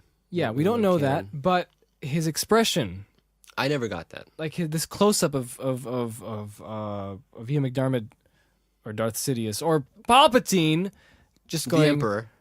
He was so powerful, and he's like his apprentice killed him in his sleep, and he like makes an expression, like he's remembering. Like, so do you think it's supposed to fool.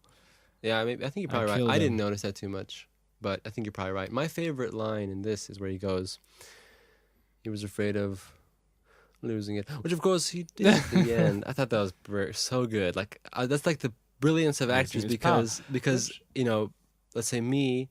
I would never even think of doing that with the dialogue, right? But an actor, boom, he knows exactly how to deliver that line. Especially one that played a priest in Dragon Slayer and got incinerated.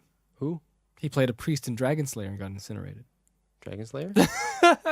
80s movie. Petra told me to watch it because it's one of her favorite nostalgia films. Really? Yeah, and so he's like... He lost all his power. So he plants the seed of, well, the dark side has the power to make people come back dead alive. Or like cheat death.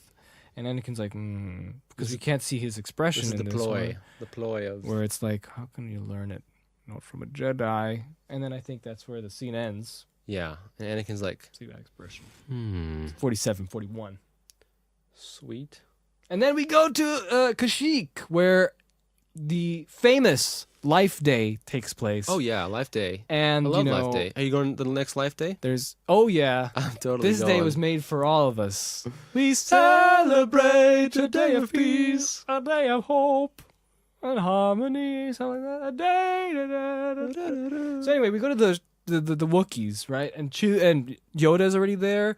Because you have good relations with the Wookiees. Yoda's the Master General, That's what I was looking at. Like, so it seems like the Jedi's function. Yeah, let's talk about that. It's interesting. The Jedi function is not only to be keepers of the peace during peacetime, but also when it comes time to do wars, they become like military leaders. But I think that and makes some sense, though. They actually do the military duties of moving the troops. But I think that makes some sense, though, because if you think about it, the Jedi are supposed to be the wisest, They are not these. Well, not these. But again, let's pretend Yeah. that this is how it's supposed to be. The Jedi are supposed to be wisest of them all, and they're, given the task to kind of, like you said, keep the peace, keep these ideas out there, and, be the keepers of the Force, so to speak, and that kind of stuff. So it makes sense, I think, for them to be these general commanders. Yeah. So when Yoda's in Kashyyyk, just for a little bit, by the way, we didn't even notice Chewbacca at all, which was great, because that's a stupid, shoehorned, forced thing. Chewbacca shouldn't. No, I didn't even notice Chewbacca was in the movie. Which is probably a good thing. It's not stupid. It's not necessary. Appropriate. Yeah. Not useful. Not necessary or appropriate for this. Is Lumpy born, do you think? Lumpy's probably around two. He's celebrating. Unfortunately, the attack happened on his life day. So he can't celebrate. No. Lumpy. Chewie's out to war. Yeah. But that is silly, the Chewie thing. Yeah. I didn't even notice. Honestly, I never noticed. I didn't notice either. But watching this. But he's there. So anyway, they get an emergency Maybe message. it's a different Chewie. There's common names. Yeah, it's a common name, and that belt, that common belt. That could be it. I'm serious. Like, just make it up. Boom. Yeah. Solve the problem. So anyway, the council are talking on the hologram projectors, and Yoda's on Kashyyyk, and they say, and Anakin says that they received a distress message, maybe from the UtaPOW sinkhole planet. I hate UtaPOW. It's the most boring planet ever. Yeah, well, but it's a great map in Battlefront. That's true. 2. Battlefront 2 is a good map. And so they're right. And so what's the conversation here? So Anakin says that he'll go to UtaPOW. I'll go to UtaPOW. Ah, yes. And then Yoda's like, no. And Mace Windy Jedi Bendu says, no. And then Ki-Adi-Mundi goes, Obi-Wan! Yeah. Yeah! And then it goes, let's take Obi-Wan. Obi-Wan, you are wiser, older, better at everything. Go. Except for pure naked power, but we don't remember, Obi-Wan, don't trust the politicians in Kashyyyk. The Wookiee politicians. Those are not to be trusted, shifty. And then Obi-Wan gets sent. And so and they have battle happens they have here. a battle, and then we have Wookiee. A lot of these shots Tarzan yells again. In the TV spots in episode 3, I remember. What? A lot of these shots were used for the TV spots. Yeah. Dun, dun, dun, dun, dun, dun. No, that's episode 2. Episode 3 also used a lot of these shots from the battle at Kashyyyk. And there's not much to say except a lot of battling happens. And And then, I think they decide.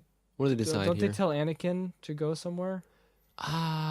No, they don't. No. But so then Obi-Wan has to go to Kashyyyk, and then we have a farewell little scene with Obi-Wan and Anakin. Okay, what do you think about this scene? I like the concept. Yep. Execution, as usual with these films, I'm afraid it's not on the level. Yeah. Lots of room to, build it up and made it good. 'Cause it's Because always hard again, to tell. you know what I did when I watched that? I was feeling, this is what happened in episode 1 where Qui-Gon's like, you're a much wiser man than I am, Obi-Wan, and you're great. Yep. And, it's like he's going to die. So this is kind of the same thing. You're my friend, Anakin. I am your friend, Master. Yeah. Well, he doesn't say Master anymore. He's like, yes, Obi-Wan, we're the best of friends. Yes, we're the best of friends. Goodbye, friend. Yes, friend. I know what you're saying. May the Force be with you. Because the idea is it Yes. feels like these characters are having to say this at the point of the story. Mm-hmm.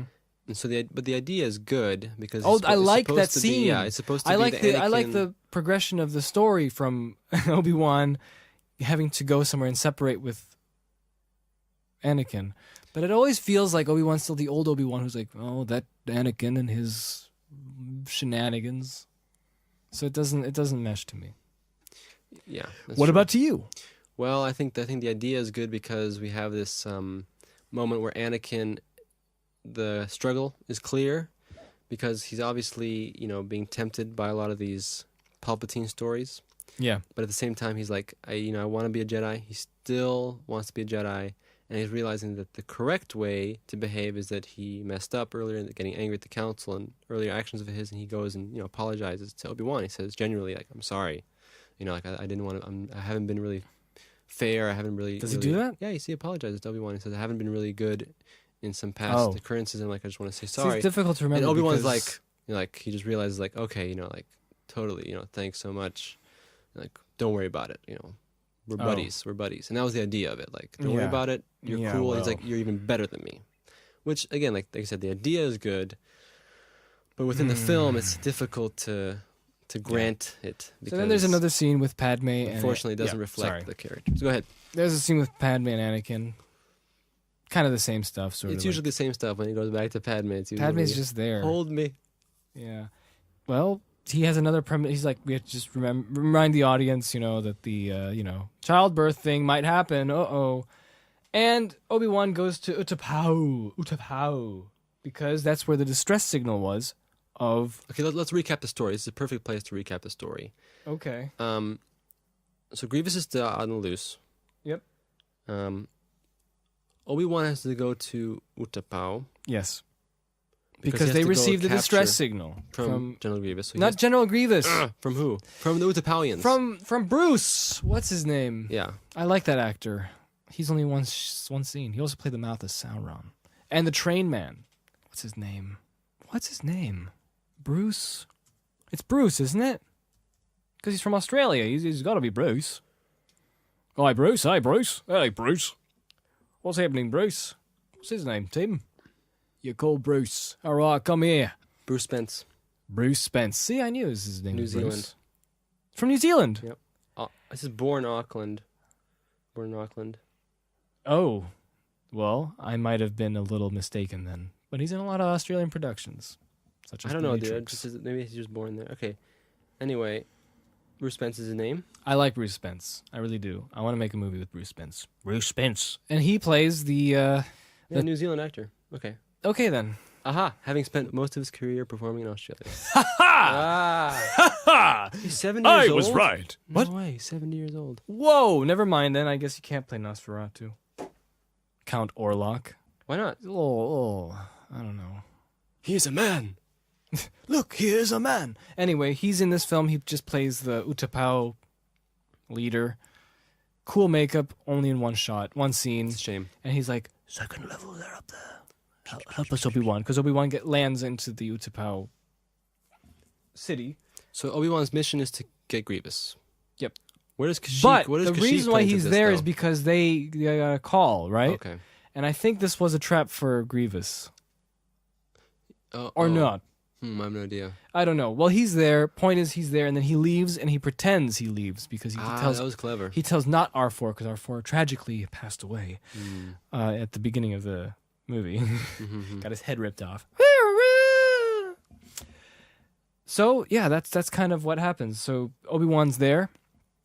He's in UtaPOW, and seems like there were some droid spies looking at him arriving.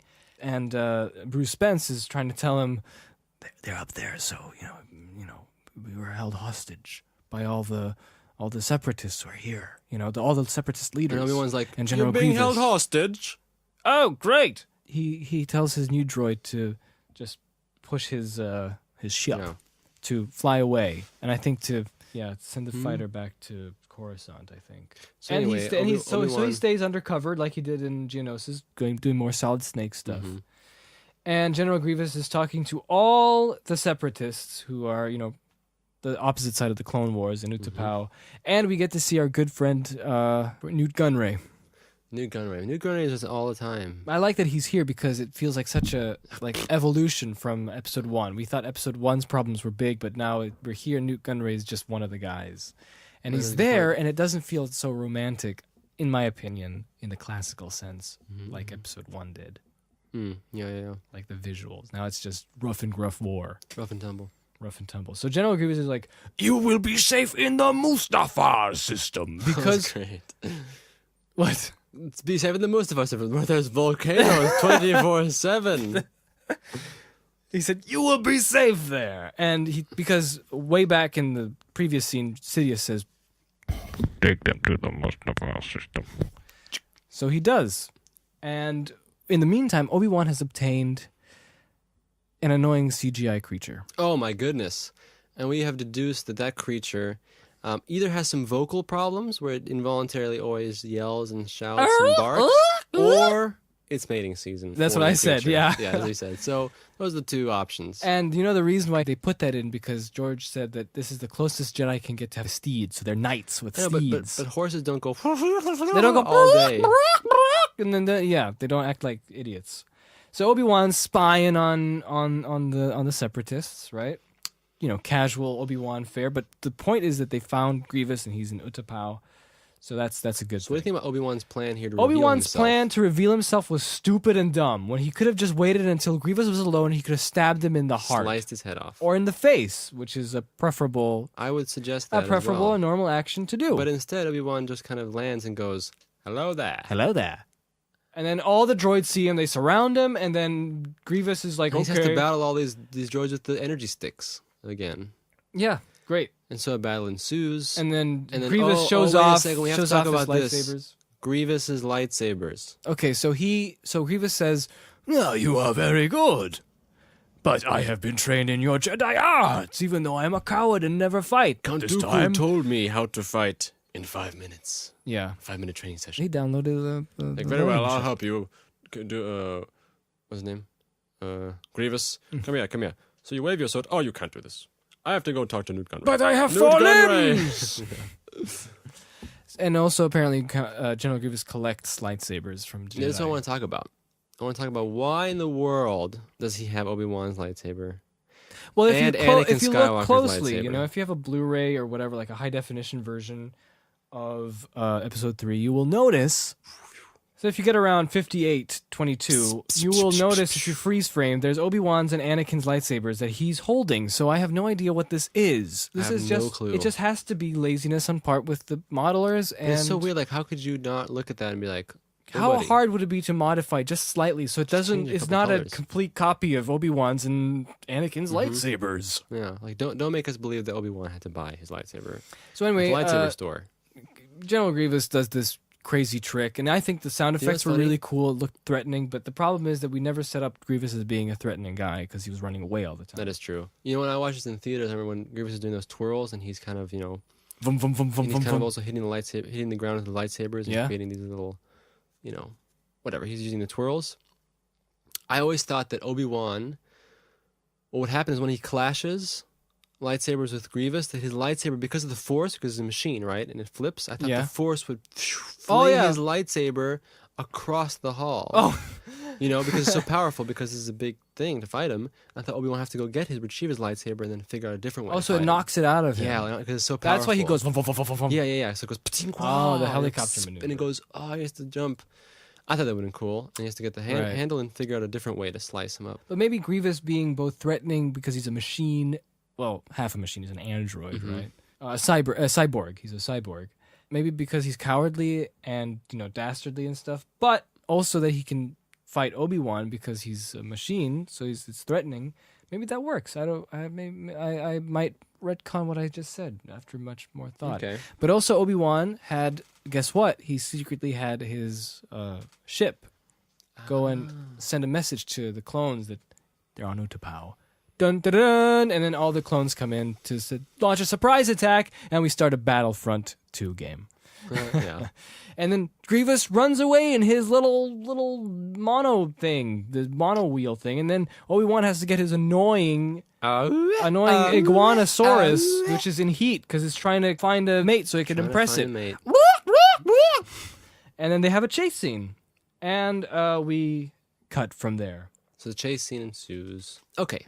And then after the chase scene, where we're at now is that Mace Windu has a revelation that we've known from the beginning. I sense a plot to destroy the Jedi. In plain English. Oh, do you? Finally. And everyone's like, you might be right. And then this raises an important thing about Episode 3 is that I really hate it. Like, no, it's not. I don't. Not just that I hate this.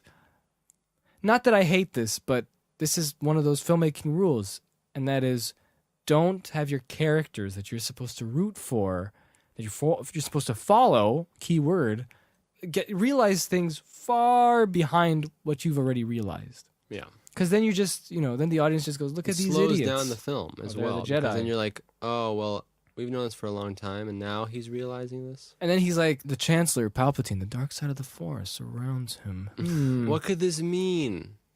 Well, what do you think it means? No, I'm joking. Well, that's what I'm saying. Like, yeah. Mace Windu, Jedi Bendu. Mace Windu. And that is there's this reconnaissance. This is harder to talk about than the first two. Why? I'm having a hard time. Oh, really? Okay, I'll talk. So then what happens is we cut to the next scene. Palpatine is visited by Anakin yet again. Anakin tells him, "Is this Did you true? see the game last night?" And Palpatine's like, "Anakin, please. I'm a chancellor. I don't watch baseball." No, I have no idea what's going on in this scene. I forgot. Anakin asks, "Is it true that you're as bad as the Jedi suspicious Oh yeah, this is also of an you?" important scene because Palpatine is talking about his. Well, this is the turning point. Yeah, Palpatine is talking again about Anakin, the Jedi aren't telling you a lot of things, and Anakin's like, yeah, the Jedi aren't telling me everything. He's like, you see, the pathway. No, he said To the dark side. He's talking about one must learn all sides. The Sith ways and the Jedi And then Anakin ways. finally figures Dark out, and light oh no, side. you're the Dark Lord. Yeah, it took him a while. And then That's what I hate. Yeah. Because this should have been a journey taken by all audiences. Yes, because again, the idea would have been cool if we, as the audience, also found out, oh, this is the bad guy. Mm-hmm. We're like, oh, but instead we knew, and Anakin should have known a long time ago. And so I remember watching this in theaters, and this was kind of like a big heat up moment because I have to say, props where props is meant to be given. This whole first hour was a pretty good build up, plot wise. Yeah, I mean, compared to 2 and 1. Because it was like building up, it was like conspiracy left and right, Ooh, the Emperor, Anakin, premonitions of death. Yeah. Because Padme, and I think that was pretty good. So Yeah. that's what it felt like. It felt more mature. Yeah, it felt more developed. But with the acting and the directing, it kind of puts it Then down. prequelitis comes in a bit. So there we go. So And so the revelation comes in. Anakin is like, I ought to kill you. and Palpatine is trying to Manipulating him into, please. Yeah. listen to you. And then listen to me. his last card is like Yeah. Padme. Yeah, Padme's always the last card. Yeah. And Anakin's like, Power to save Padme. So there we go. Then we go back to the chase with... Back to I have to say the Kashyyyk battle scene is a bit this long. isn't Kashyyyk, Jacob. Whatever, UtaPOW. Yeah, UtaPOW takes It's a long bit time long. to get through. That's Obi-Wan and his stupid... There's a lot of fighting, a lot of energy sticks again. Oh, and then we finally get get him cornered. Grievous is cornered, and there's this fight scene with Obi-Wan and Grievous. Yep, and then Obi-Wan finally manages to shoot Grievous' heart and kill him. But what I like about the fight scene is that it really feels scary that this big cyborg monster is fighting Obi-Wan, because when all the swords are gone, the laser swords and the weapons are gone, Grievous is... he's a machine, and I really like the part where Obi-Wan tries to kick him and it hurts his shin. I thought that was a really well... And guess what? I didn't even realize it was a CG character. Like, it just felt like, oh, Grievous is gonna... Yeah, you didn't think about it. Yeah, that's good. Yeah. So I have to say, props to that again. And do you want to talk about how Obi-Wan shoots him in the heart, and then he's like, oh, so uncivilized. Okay, what do you want to talk about in that one? Well, we want to talk about Spielberg's. Oh, well, yeah, this is classic. Okay, so in the production of the film, pre-production, George asked Steven Spielberg to choreograph a few scenes in the movie. The secret director, right? Spielberg did. And we saw the result in the deleted scenes. And it is hilarious. It is hilarious because this is what happens when you bring someone who doesn't have context, doesn't understand the characters as well as the originator. Yep. It's long-winded. And then it's wow, man. The chase goes on forever. And then at the end, Grievous gets shot like a bazillion times, is writhing in pain on the floor. And then Obi-Wan walks in calmly, takes the blaster, looks at this defenseless, creature, and he just stares it in the eye. And we have this shot coming from below, looking into his evil, murderous, vengeful eyes of Obi-Wan, and he shoots him right in the heart. And it was hilarious. And the previous shot was just blood. Man. Steven Spielberg. Totally in Obi-Wan's character. And that was funny. You should check that out too. Yep. And Grievous has died. So that means the war would have been won, wasn't it? But that was the we promise. Get back to another key moment where Anakin goes in tattletales on Mace Windu and says, General Grievous might be dead, but I believe that the Sith Lord is Palpatine. And then we have the famous line. Chief Palpatine. Famous line and from then Mace Windu, instead of going, what? Palpatine? He goes, A Sith Lord? are you sure? And that's it. Yes. And when I was looking at this, I was wondering, Samuel Jackson, great actor. He would know, no problem, what to do here. Yeah. What? We have to go there immediately. Yeah, like But he's just reciting lines. why? I don't know. But it's true, unfortunately. And he's like, okay, we'll go and get him. Even though this is the whole thing. This is the pivotal point where it's like, this is it. This is the bad guy. And instead, we get a more conversational, wide shots, documenting people talking to each other. Yep, and this is supposed to be like, okay, it's time, action time, action time. And then the next scene, after that, we get to more... We get a somber scene that kind of... Oh, yeah. Okay. Should be in the, like... Yeah. I like it. There's no dialogue, there's nothing, it's just visuals and the scary music, the scary... Where just Padme sitting down in the sunset. See, sunset is it's kind of a motif in this. Yeah, I like it. I like it a lot. And Anakin's in the Jedi Council. No one's there, right? Even though... Well, they're all out to get Palpatine. That's the idea. Everyone else is going out to get Palpatine. And he says, stay here, Anakin, while we go. Yeah. And so he's making a decision. Should I help Palpatine and save Padme, or should I do that? And it's just good. Both people act pretty well in this. It's a good choreographed scene. You should check it out because it's one of the highlights of this. You don't see that stuff in episode 1. No, it's true. Absolutely. And then it's game time. So this is where everything comes together. This is where the bubble of conspiracy pops and everything is clear. Mace Windu, furious, emotion, just going through it. He brings these 3 Jedi that we've known since episode 1 already, you know, these amazing characters that you know, they've formed a Yep. bond. They're going in, storming through into Palpatine's quarters. Palpatine is unsuspecting of what's happened, but Mace Windu knows. He is the whole world is being clear to this Jedi Knight, this Jedi Bendu. And he comes in, storms in, and goes, Palpatine, I know who you are. No. Instead, we get Master Windu. And Master Windu's just standing there. In the name of the Galactic Senate, on arrest. get up. and Palpatine, are you threatening me, Master Jedi? And I like that because it just quickly switches. Because I would assume that Palpatine was always, he hates doing this. Yeah. And so when they realize who he is, he'd be like, Jedi dog! You know? Yeah. He could have done that. That would have been great. Because then it's just, because that's who he is underneath all the Yeah, time. and now the reveal is finally here. But then it gets worse. And I thought he would just force, you know? That's the thing. I always thought that, let's say, people Immediately, because they're here to arrest him. They're here to arrest the Chancellor that they were following this whole time because they're idiots and they didn't understand. Yeah, exactly. People of his caliber, like the Emperor, Yoda, etc., all those people should only use the Force, in my opinion. Lightsabers, you know, they're beyond lightsabers. They're Exactly. Forcemen. But unfortunately, he pops out a lightsaber.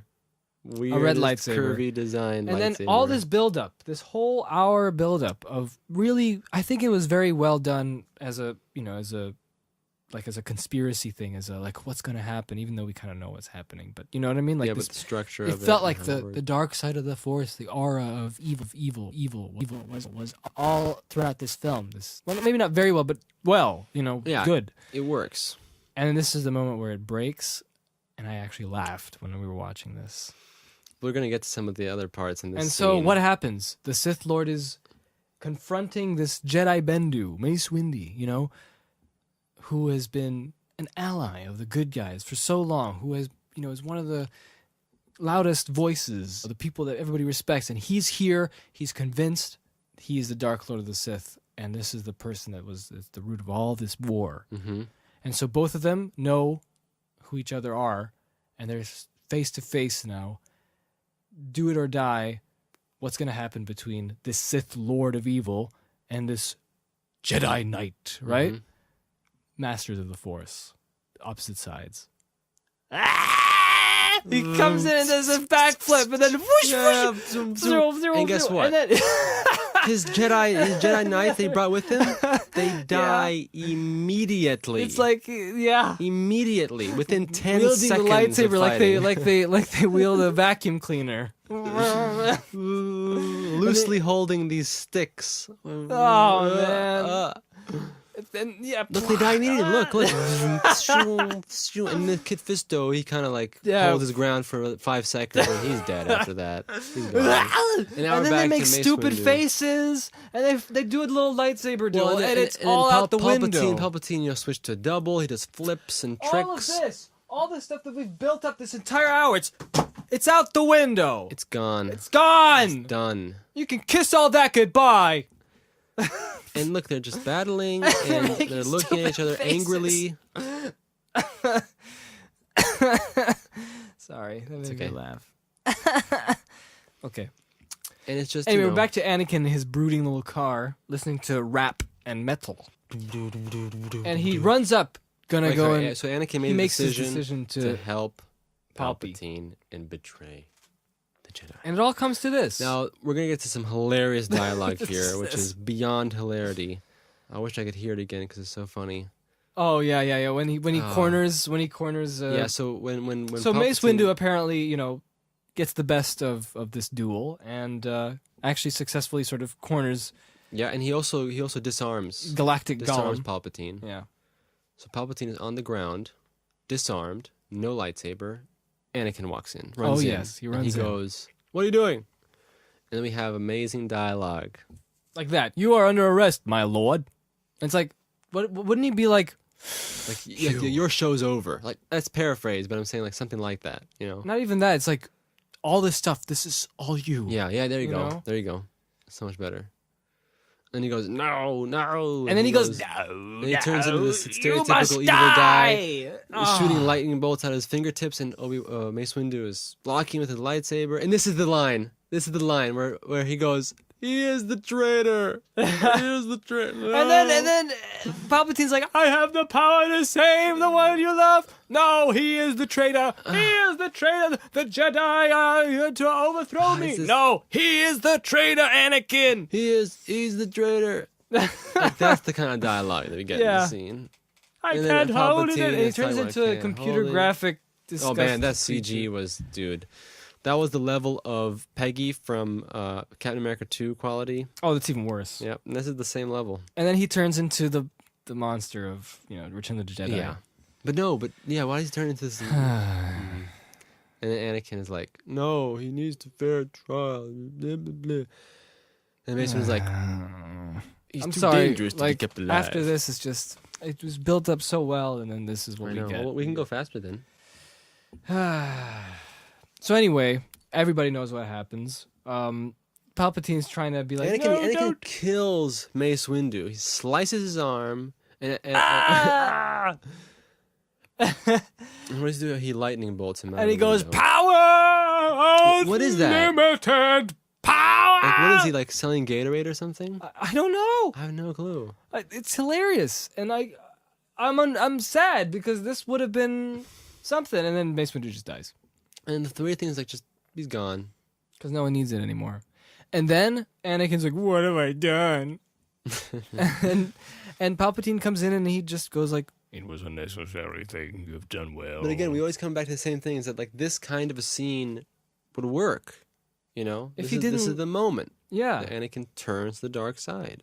But instead, it's just kind of, what have I done? Oh, he's like, just help me save Padme. And it's I mean, I like his eyes. The Emperor's scary. Those are scary. Palpatine's eyes and stuff. It's so scary, and I like the voice. Yeah, because it's scary. Because now you're realizing that Anakin, like, he's joining Satan, evil. space Satan, Yeah. and it joining would have been evil. so good if it didn't have that dumb lightsaber thing, and it didn't have this whole Yep. lightning thing that turned him into I don't know what, like this puffy man, Wrinkly Pete. Wrinkly Pete, and it would have been cooler if it was just like Palpatine just. I know. Yeah. Oh, and then we just put him in shadow, and we can have a Okay, reflection and of on the top of scary that- evil lights. That would be so. Yep. But on top of that, we have to remember that they also just rush this and say, Oh, they rush it. Yeah, you're Darth Vader. it's like Darth Vader. Sounds good. I was just assuming that on the Palpatine's desk there would be just this little note, like a piece of he notepaper, went to and he was SithNameGenerator.com. or that, or and he went, did that. Darth Vader. It's like this could have been a whole running thing. No, Palpatine was thinking this whole time. He's running names through his head. Darth Plagueis Jr. All these different things. And he went, Vader, okay. And then he's waiting for this moment where he goes, you will be Darth Vader. So that's rushed. That's rushed. And that's a typical that's thing it. that happens And though, now with he's these like, kinds of films like and prequels. so he's trying to tell Anakin, okay, Darth Vader. Well, this is interesting though. I thought was good. The Jedi Uprising. Story wise, is that you can clearly tell that look, Anakin now he completely betrayed everyone he loves. Put it that way. Yeah. And Palpatine tells him, he's like, "Let's save Padme." He's like, "Oh well, that's kind of hard to learn." And it's like, yeah. and it's like you realize that is all completely just something to get him to join. I You see what I'm guess so. saying? Yeah. So if you look from Anakin's perspective, That's Anakin is like, what did he do? He completely messed up. He completely screwed how up. good would that be in a better film? Yeah. See what I'm saying? That's the idea, which would have worked. And he's completely, like, he sacrificed everything for nothing, basically. So yeah, and then that scene happens, and so they kind of rushed that, and then he's like, "We must move Quickly. And he's like, go to the Jedi Council. Go to the Jedi and do a surprise attack because they won't be noticing because we have to eliminate them because they're going to destroy the Republic. Remember? His whole lies. story, his story about. So it's good. And he's like, Then we shall have peace. because then after that you should go to Mustafar and take out the all safest planet. The safest planet. And then you should take out all the conquistadors. Separatists. You conquistadors. Then you should take out all the separatists. Then we shall have peace. And that's the What do you think? Because you said that in his point of view, he's thinking that it is peace. Well, I don't know anymore because, like you said, I like it.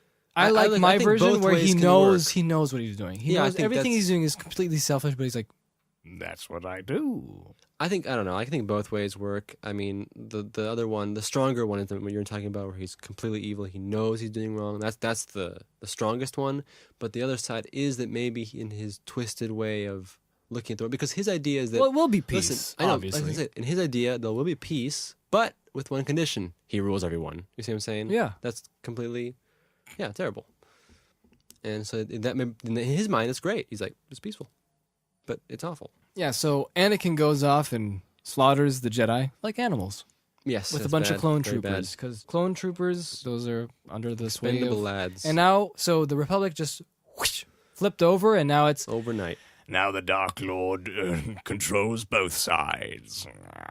And he's going to just disconnect from the separatist side. It's like, Oh yeah, he doesn't want to be separate. Why would he want to be part of the separatist side? He can have both, more armies. yeah, he probably does.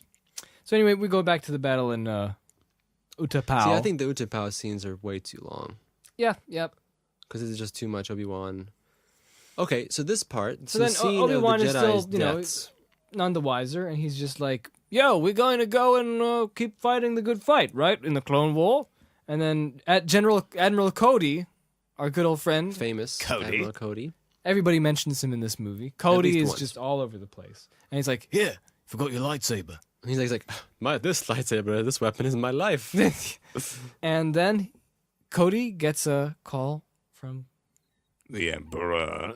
no, not yet, but he is pretty Yes, much. Emperor, to execute Order 66. which should have been cooler if it was Order 1. Yeah, right? Because it's all building up to Order 1. Everything else they Yeah. did, but now Order 1. That's That, reserved then for the top tier, that'd be cool because it would be ultimate like evil. it would be like the clones were built and their first order registered one. was Destroy the That would have been Jedi. cool. That would have been cool. But no. it has to look like Satan's. Yeah. Satanic. And then we have the montage of the Jedi getting killed with the that was nice sad. music. That was sad. I think this is a sad scene. Because what I like about this as well is you can see Cody is being all buddies with Obi-Wan throughout the entire film, and then he just turns It just completely because turns. he doesn't have his own free will. Yep. So that's kind of cool. That's kind of cool seeing all this unraveling. Yeah. You know? And then, but you All know, sad. because we didn't like the Jedi in the first place, you know, who cares? Again, Kiadi like, Mundi, I think this is going to be a recurring theme idiot here is bureaucrat, that, who's just, and then on Pandora with the blue Twi'lek. this is going to be a recurring theme here is that, these ideas in the film. I love how the blue like, Twi'lek dies. I like forget these her name. scenes, for instance, Wait, the way she dies in UtaPOW? she's just, oh no. That was directly 159. You should just check it out. It's hilarious. You Oh, I give up. Yeah, the recurring theme is that Yoda gets stomach these pains. scenes would work Oh, if the film no. were better, basically. And then all our favorite Yeah, Jedi we can friends. forward this. And so, The clones also, try to kill Yoda and Kashyyyk, right? The Wookiees help out, and Yoda climbs around Chewbacca, no relation, to escape or something, find out what's going on. And the clones are attacking the Jedi Temple. We don't get to see much of that. And then comes this scene where this little British boy, Master Skywalker, what are we going to do? What are we going to What are we going to do? Anakin's like, I'll kill all of you like Terrible animals. things, terrible Like things. animals. I like the cutaway, though, where we see C-3PO saying random Juxtaposition. stuff, and then Padme just has this feeling and starts crying, and I think that's a very good... It's a good way of what's that movie, that 1920s movie that sort of was a revolution in editing and symbolism with cutting away the different shots? I don't know, I actually. don't remember what it's called, but it's a very... okay. Probably. I don't remember. kind of the same thing here. Okay. And then Jimmy Smits comes in. Jimmy Smits. He comes in to check out what's going on in the Jedi Temple because it's burning. And then the clones are like, Sir, get out of here. okay. Yeah. And then he sees Jet Lucas, George Lucas's son, Oh yes. as a Jedi with a really cool Jedi outfit, try to hack and slash, slice and dice some of these guys, but he gets killed. And then Jimmy Smits goes, no! And then he runs away. Ah! what's happening to the Jedi? And Obi-Wan is, of course, he survives Cody's onslaught. And then Yoda says, Yoda's about to leave Kashyyyk. He has to leave and go back and see what's going on. So Chewbacca, no relation, and Tarful, I think is the other Wookiee's name. Okay. Take him to his little miniature pod, his little ET pod. Yep. And he goes, Miss you, I will, Chewbacca. I know. Obi-Wan. yeah, miss them, do not. Miss you, I will. Obi-Wan's not perfect. Not a perfect guy. You mean Yoda? Yeah. That's Obi-Wan, didn't I? That's what I did too. Last time, Really? that's what I did. So anyway, then what Then we go to happens? this awesome Then scenery, Bail which is the Antilles, Tantive.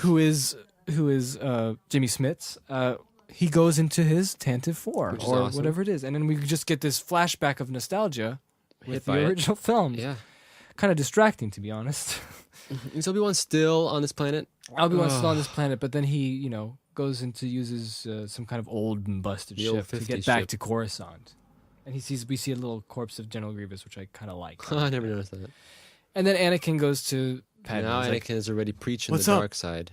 and then He's they already just kind talking of about- talk a little bit about. No, he's already talking about how it's like the Jedi are evil. And passive Padme is just yeah, she's just being passive for some reason. she's just there. She's just there. I know.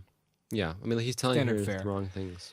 And Obi-Wan and Yoda regroup on the Tantive because Bail Antilles, a.k.a. Jimmy Smits, tells them to get on there. Hop aboard. We'll have a... Hey, you know what's funny? Is the Tantive part of the planet from Leia's from? Yeah.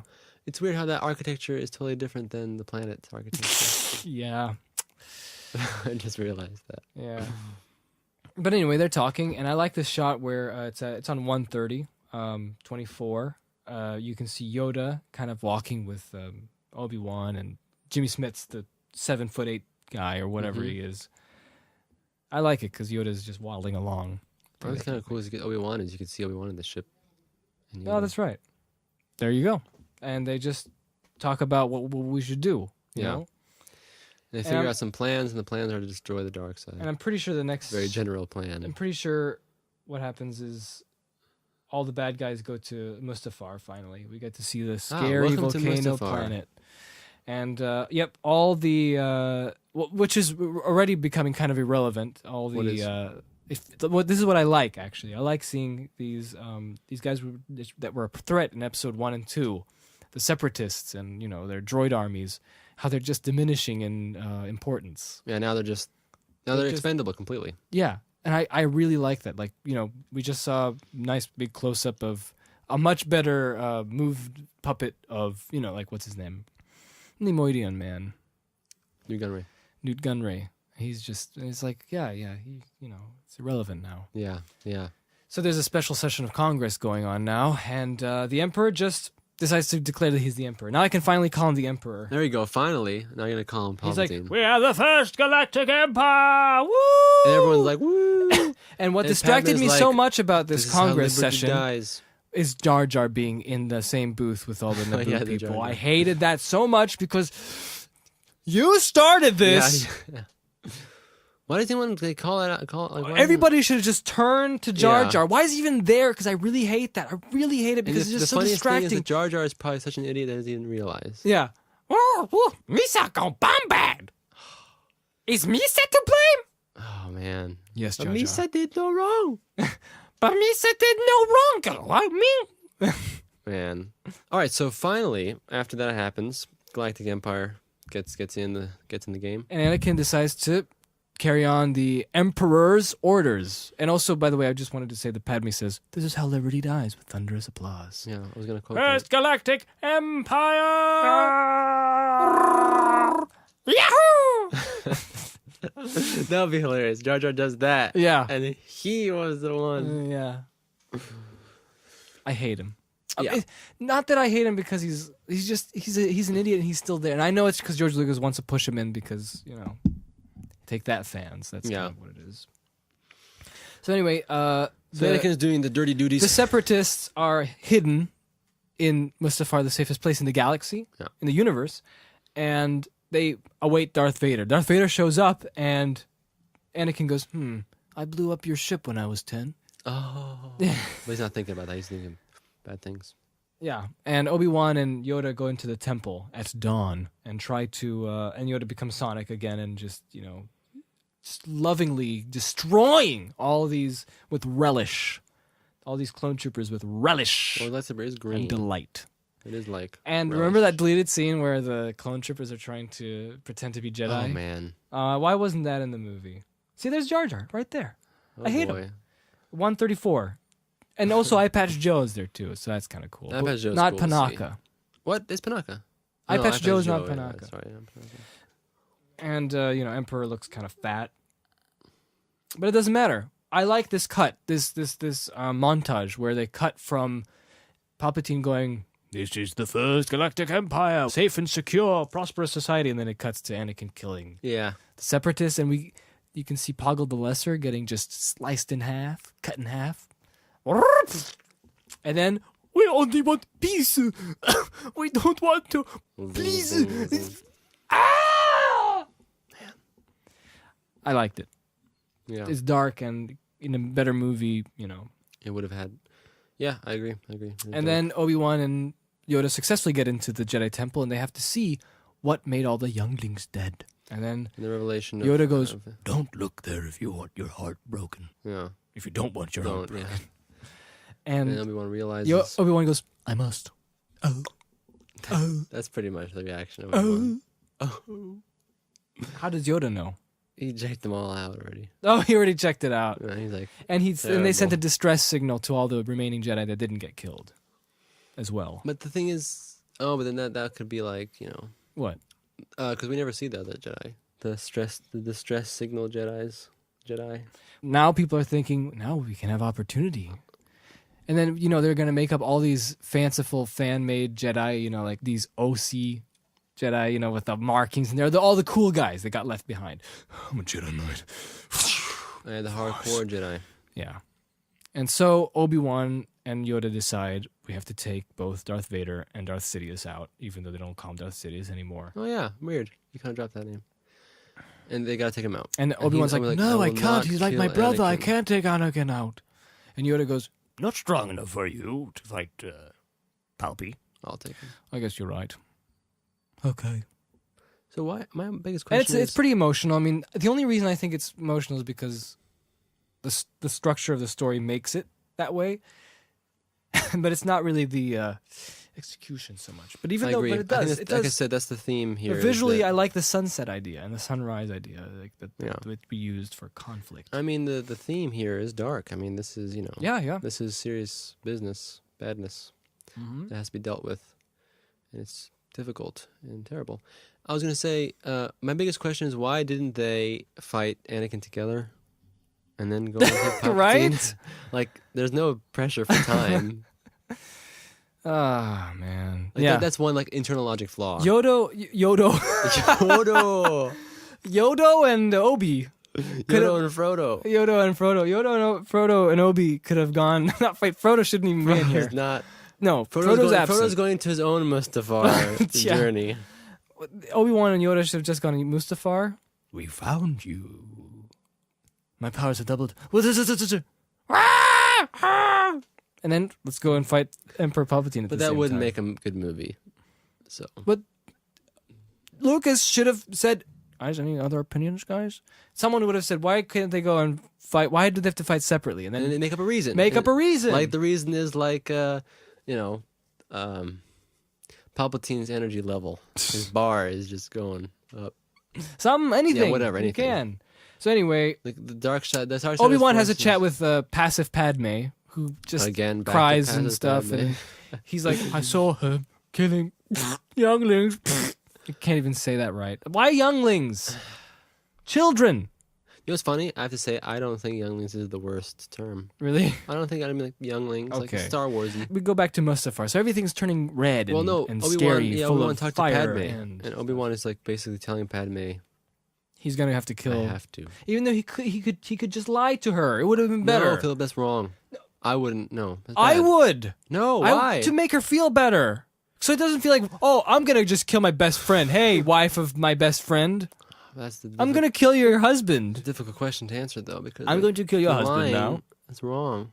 Well, yeah, but for the film, it makes Obi-Wan seem like he's trying to help Padme emotionally and psychologically because he can't bear to say this, and therefore That's true. he can, and therefore he's just trying to make her feel better. But we, as the audience, can see, Obi-Wan shouldn't have, maybe not. I say see that. what you're saying. I'm not saying it's right. I'm No, just I know, saying I know, that I he know. shouldn't have. I think it would have been better if he was like, no, and maybe Like he's trying to he's hide trying it, to hide it. and then she knows. She's like, ugh. And then she goes and actually takes action Well, for a and second. that Actually way, takes as action. well, though, she would understand as well. Obi-Wan can't say that, and she would obviously. So she decides to take action and takes C-3PO with her, I guess. Yeah. And she goes on her Chrome ship number 3. She's loving Chrome. All her Clearly. ships are Chrome. And so she's like, I'm gonna go. So she goes, and then Obi-Wan stowaways. Stows away in the bathroom. Oh, I'm Yeah. pretty sure it's the Probably the water bath- closet. Those buttons are awesome. And It's like we're C-3PO doing gets a to commentary gets now. the pilot. What? We're doing a commentary Well, now. We should just describe what we're seeing. So Obi-Wan closes the door with the Force. he's crouching. It's like he's gonna take a little poo-poo.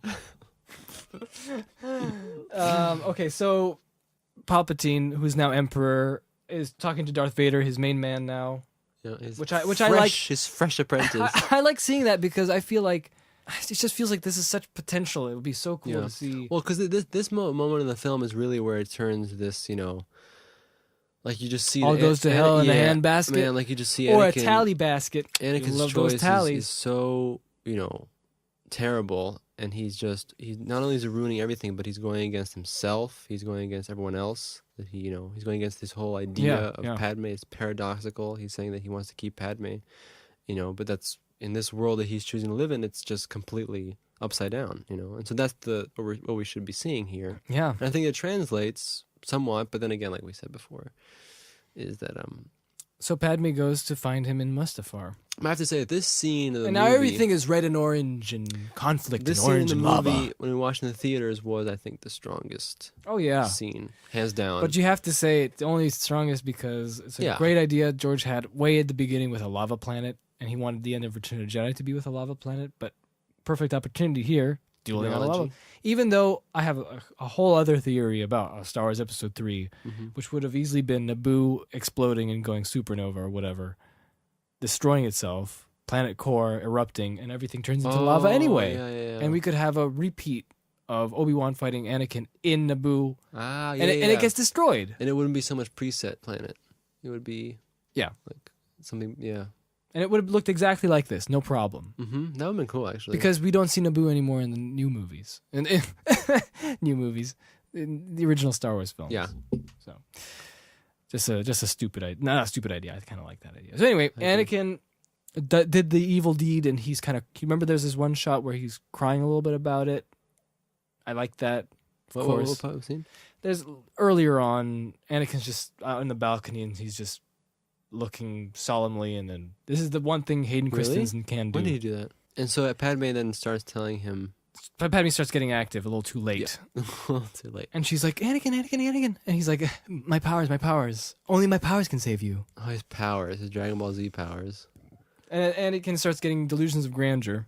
Absolute delusions. I can overthrow him. I brought peace to the galaxy because We can rule, make I feel like way of things in Palpatine tried me. to put all these separatist leaders in the same area just so he can have Anakin go there and pretend that Anakin single-handedly ended the war. I don't know if this was intended in Why the would film that be? or Why not. would that be beneficial though? Just to give him an ego trip. So it's like, so he's like, I'm the hero and this is the best side. Yeah. I didn't think of that. That's So anyway, true. she's here and she's kind of pregnant. You can see a little belly. And yeah. So this is the moment where Padme realizes, buns in the oven. finally realizes Galactic buns. Galactic buns. She finally realizes that Anakin is not who he used to be. Yeah, because he's nuts. He's going This is nuts. the dark side has taken a hold of him. And she's like, no. completely. And then I kind of liked it when she was like, no, I can't. Even though the lines and the But the idea is is good. there that she is saying, like she's expressing that it's impossible that she is obviously and then she breaking her heart. and then Obi-Wan shows up. And then this is the timing. He's like, oh, it's Obi-Wan, And then Obi-Wan, there he is. Like, you're doing everything. And he's like, you have done that yourself. Remember that? Yeah. And then he's like, Padme, you did this to me. He's choking. And he's choking Padme. I think the idea is good again, if I were Obi-Wan, I would be like, Yeah, Obi-Wan should have stopped. stopped. Yeah. And it would have actually helped the movie. Counterforce. Because it would have made Obi-Wan seem like still a good guy, still trying to help. And then it would make Anakin even more angry because he's like saving Padme. You guys are, Yeah, like what do you, like he would get more delusions. Yeah, so that would have been, good. And then so they have this wonderful, the big final battle happens. And this is the final discussion. Talking about... Lecturing me, Obi-Wan. I see through the lies of the Jedi. I do not fear the dark side as you do. You do. Well, he's, Anakin has a good point because the Jedi were idiots this whole time. Relatively. Your new empire. And then he just goes, don't make me kill you. It's just these lines. I don't know what to say, Anakin, my allegiance is to the Republic, to the democratic. It's just, that was from... Like things like that where he's like, the democracy, like that, like... You could have just said some other word that would have encompassed something. Just don't be so specific. And then when they start fighting, I wish Obi-Wan could have done something to make Anakin even angrier, and then Anakin could just charge at him, and then it goes. Come on,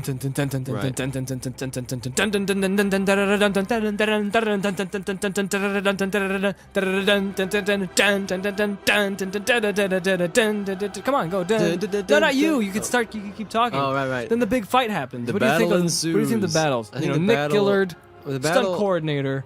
One of the best parts of the film. I think the battle is very well done. I like the battle. Because again, it's it's the climax, and this like the thing you would never want is two people who were according to the story, best friends, but also really good fighters. That fight each other, but they're also really good fighters. And they're good fighters. Good fights. Yeah. And then Yoda gets to the Emperor's office, and then he gets those Imperial guards. Now, what I hate about this is these Imperials just start popping in. This is a classic. No development. This is a classic fault with when a series has to bridge the next series. It doesn't bridge it. Like I'm saying, when it has to, suddenly stuff starts popping up last minute. Yeah. Look, Imperial guards. Look this. Look at this architecture. Look, it's the Tantive. Look. Yeah. Where were they before? Right. It could have been in the second movie. Tarkin should have been a whole character throughout episodes 2 and 3. Yep. Absolutely. And then we have the battle I don't know. The battle's good. And the music is great, John Williams. Oh, the music is excellent. It's like a tragic version of Duel of the Fates. The music is excellent. I think this perfectly sets the tragic tone. And they're fighting amongst dead bodies. I know. The separatists of a war that was completely false. Yeah. See? Again, like a lot of these things. Great ideas. Yeah, but when we're watching this, we see this ridiculously. We see little green man. Yeah. My little green friend. And so Yoda. So what do you think of this battle between Yoda and? Dude, if I thought Mace Windu fighting Palpatine was silly, what do you think I think about this? Even sillier. So there we go. Yoda's trying to help things, but I like that there's a bit of lightheartedness in there a little bit, like when Yoda hits those 2 Imperial guards and they fall over, and it just makes you laugh a little bit because it's been a little bit dire this whole time. And then look at this, just flipping around, and back to lightsabers again. And back to lightsabers, and I like how Palpatine's like, Darth Vader would be more powerful than either of us. He's not wrong. Actually, I don't know. But he doesn't, because he turns into the robot cyborg. Oh. And that's what I like about Palpatine. Do you think that stifled Darth Vader's powers? I think so. And I also think that this whole stuff, all this story stuff with these bad guys and stuff, I think it's all good in the Star Wars. Yeah, in the Star Wars way. Story. Yeah. Like I think that's really fascinating, and I'm very unhappy that it just didn't get enough of that oomph that it deserved. Yeah. So Anakin and Obi-Wan are just still killing each other. They're battling. And then at one point they do a twirl and they don't hit each other, which I hate. I know it's supposed to be like they're so alike that the twirl isn't as bad as the force push. Yeah, where they're force pushing each other. Yeah. Right. And there's no wind. They're just holding like hands like little kids pretending. And it should have been like bursts of wind. It should have done sound effects. Because this is what we did when we were kids. Yeah. And even when I was a kid, I wanted to make a Star Wars fan film and do that same force thing years before this. It was like in 2000.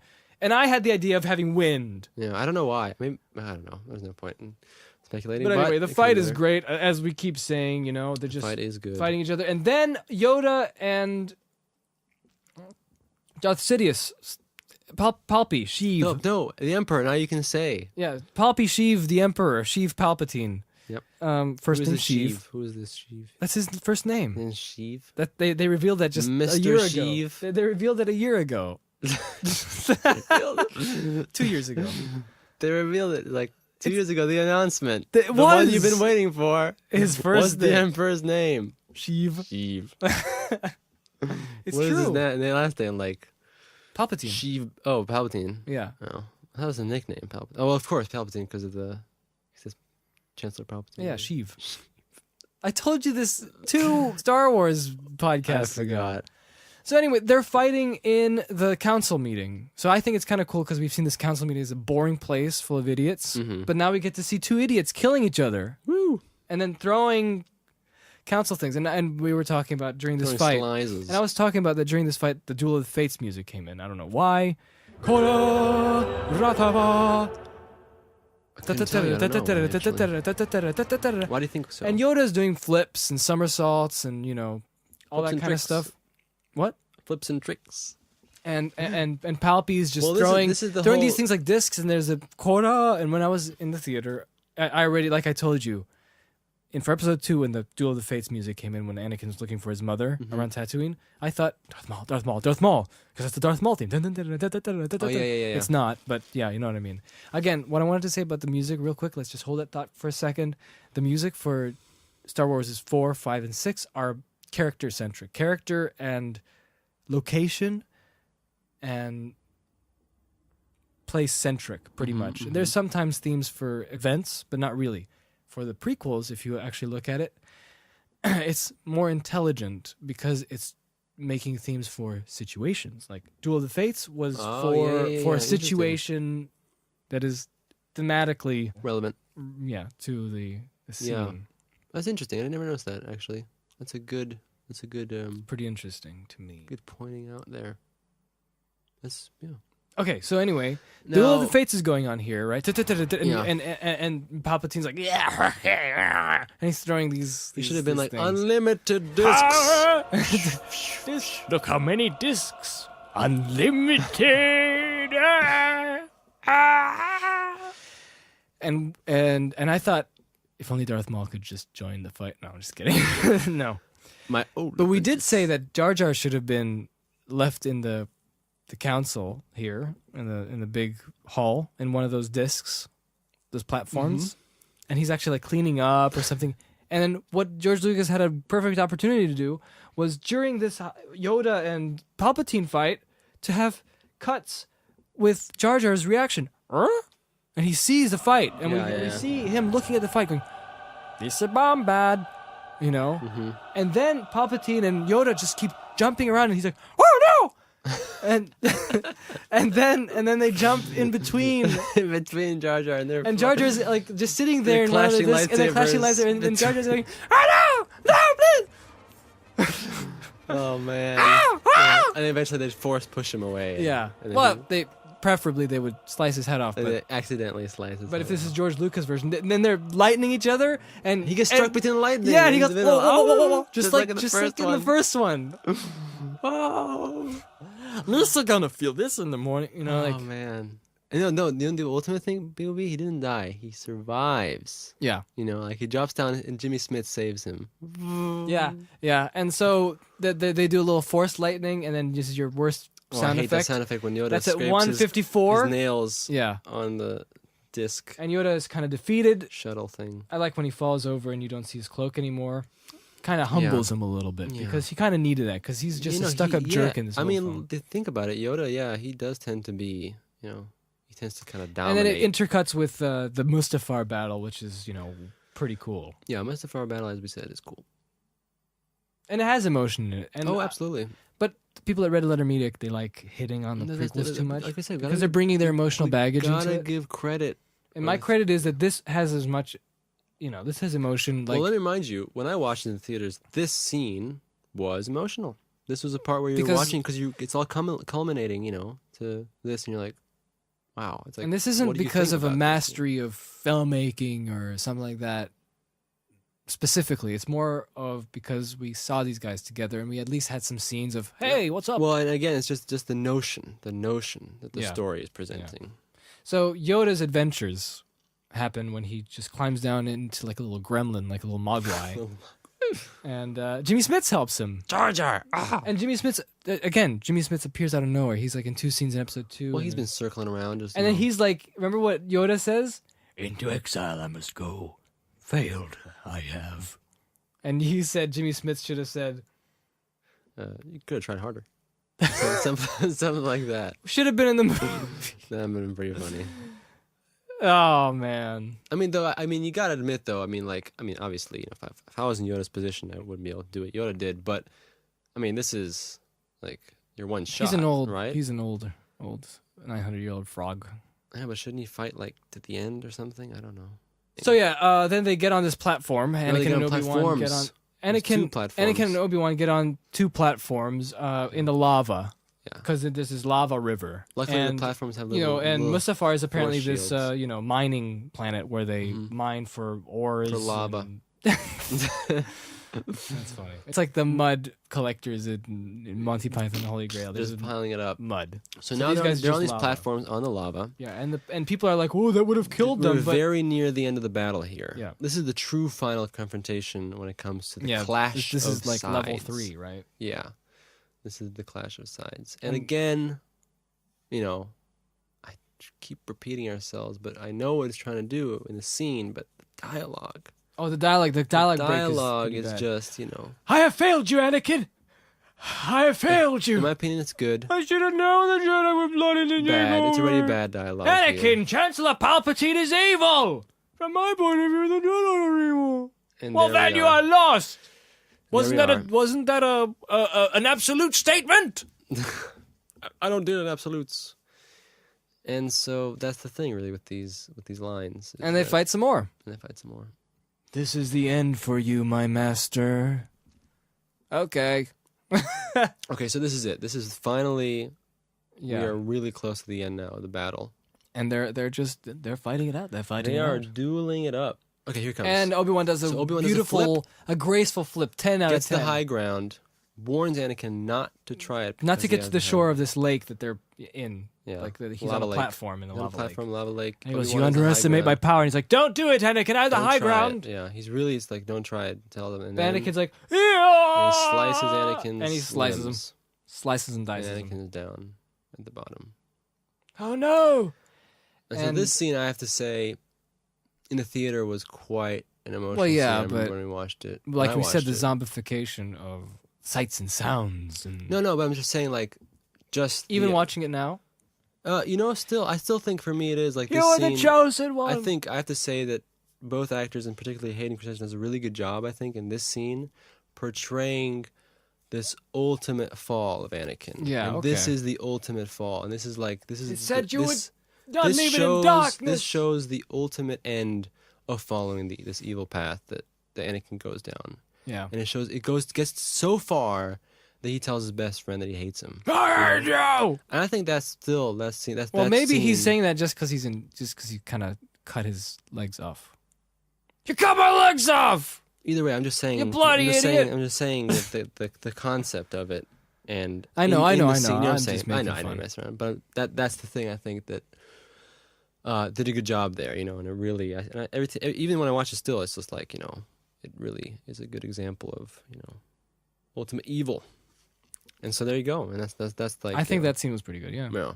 And he just picks up his lightsaber and walks away. Yeah, and you know, and Obi-Wan, you know, is I always felt like Obi-Wan should I leave him like this? Maybe I should kill him to just end his suffering after he gets into fire. Yeah. That's the thing, like Obi-Wan is like, he's at a place where he would never ever want to be in, you know. Well, yeah. And so, what does he do? Even though their friendship wasn't so well. Again, I'm granting. Yeah, I know. You're granting. Yes, okay. Just to make it clear. To be clear, yeah, the movie does not do a good job in developing the characters.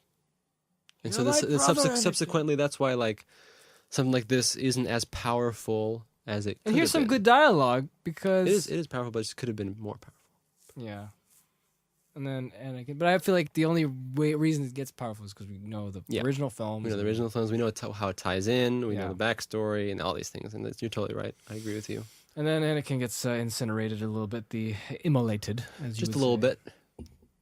Just a little bit. And he does some pretty effective screams there. And yeah. I thought Obi-Wan would just, instead of walking away, he should just come up and go, oh, just. Vroom. But then he's like, I'll stop myself. Oh yeah, he could have done that. Yeah, he's like, ah, 'Cause he, and he just falls down. He's like, yeah. I can't do it, Anakin. That that could have been good. So it doesn't look like he's a little bit. Because again, these characters they're just like, oh, well, I'm done. You know, tapping C-3PO on the shoulder and just kind of. He seems okay now. Looking like we're at 201, and he's like looking at. Like that's the thing. Like, shouldn't he be devastated? Shouldn't he? Absolutely devastated. Cheeky, puffy face and runny Oh, you mean nose. because of the heat? Well, What? also with the runny nose and the puffy eyelids. Yeah. Because it's been a hard day's night. Yeah. No, I agree. So anyway, that's the thing again, Padme is like just lying down on the Passive Padme is even more passive because Can't she's be any more knocked passive. out. There's only one way she can get more passive, which will happen. Which will happen. So they escape Mustafar. Anakin's, as far as we know, he's still suffering. Obi-Wan's just having a little. But see, Obi-Wan, Just like kind of stroking his face. That's the a bit. problem, though. Obi-Wan is kind of like, whew, rough day. But it's like Obi-Wan, this is the worst ever. Another unhappy takeoff. It's like. And then we Come cut on. back to Anakin, which is pretty sad and Yep. kind of disgusting, which is both good, which I approve. And then the Emperor comes in. I can call him the Emperor in his deluxe Imperial shuttle, which never showed up in any of the films until now for some reason. That's what I really hate. Yep. Again, popping in, man. And It's like Anakin. and they You will rest love they this. for better like for better or worse, like they kind of they rescue him. Yeah, and he goes, Anakin, you'll enjoy this ride on our new ships we have created. See, that's what I would have liked to Model have seen. 001. That's what I would have liked to have seen Emperor feel like he's not necessarily concerned of Anakin's. But he kind of did, I state. think. No, Didn't look he? what he does at 203. He just sort of stands there and then just kind of goes. That is "Oh." true. But he did And earlier. he kind of strokes his head a little bit. Earlier though, he did say like, "Oh, he's alive." I thought that made sense because he's like, "I don't care, just as long as he's alive." But that would have been good. Yeah, And then he would have been. He didn't have to. Yeah. No, yeah, I see what you're saying. Totally, it would work better. And then we go to this asteroid place where Qui-Gon's cameo could have been. Where the asteroid place is where they escape. Bale, aka Jimmy Smits, gets Yoda to escape, and they're hiding in this asteroid moon base, right? Right. And so they're just waiting for something to happen. See what happened to Obi-Wan, right? Obi-Wan arrives there with Padme's entourage, which is C-3PO. And R2-D2? Yeah, and R2-D2. Probably. And on the Chrome ship, right? So they're back. Jimmy Smits is there. Yoda's AKA there. Bail Organa. Remember how... I actually kind of like this. Remember how the Clone Wars was so big? There's so many characters. Now we're just reduced to these three survivors. And I kind of like that, really. And then we go to this new tower in Coruscant. Nice rain, scary, thundery. Yeah, this is And they're bringing Anakin's body. this which is doom and still gloom conscious. enters. Yeah, and then they're going to give him some Medical attention. What? because this is like the last 5 minutes of the movie, Yeah. and we're now just bridging all the things. That's what I said. That's the, Really. that is the sad part when. And then the medical droid comes in and goes, "She's dying." Well, remember what we said? We said that unfortunately this race of aliens does not know how to treat humans in childbirth. Well, Tim would say humanoid. Humanoid. Oh, by the way, if Tim's Not listening this humanoid. far, I would be impressed. So I'm going to say Tim is an idiot and a jerk, and he's not a gentleman. And he thinks people in Star Wars are humanoids. when they're Exactly. clearly humans. Yes, Tim. You smelly boy. Smelly boy. That's a reference to What is it? Backstreet of the West, Oh, nice. where General Grievous goes, Smelly boy. So yeah, that'd be amazing if Tim was this. "Tim, you're not a gentleman." Tim, are you there? Are you there? Are you there? Tim, reply to us now if you are here. Yeah, jump in the conversation now. Yeah. Okay. Oh, did we confirm it? I doubt don't it. know. I don't think No, it'll ever happen. Maybe. You never know. Okay, I just He wanted to listened know. to the Star Wars episode 2 one, I think. Did he? I think so. Wow. Okay. I remember he told me, he said that it was interesting Oh, good. hearing Well, because he was visualizing different things. good. Well, then this medical droid is like, for reasons unknown, she lost the will to live. Just- Yeah, well, like we said, these aliens. Like we pick of all the planets to pick. By the way, from, we know where we are, right? We're in the Yeah, hospital. we're at the end of the hospital where Padme is going to give birth soon, and they go from all the planets we picked. To the the one planet that they can't treat humans. This is our we just made this up. interpretation. Yeah, I'm joking. because But for real, the She droid's lost the like, will she to lost the live. will to live. and then they're like twins. She's carrying twins. The droid says. Yep. And then they go. And then So Yoda was present for this momentous occasion. Mm-hmm. Obi-Wan had to be there too. And so the gist is that she has babies. And they also squeeze in her naming the babies. In 2 seconds 2 flat. seconds. Not even 2 seconds. Even Luke. less. But then there's this nice Oh, yeah. contrast you see Oh, where yeah. see Darth Vader is being born, and there was a great yell by Hayden. Mhm. Ah! That was a pretty good one. I Yeah. like that one. And we can see that medical droid from Empire Strikes Back.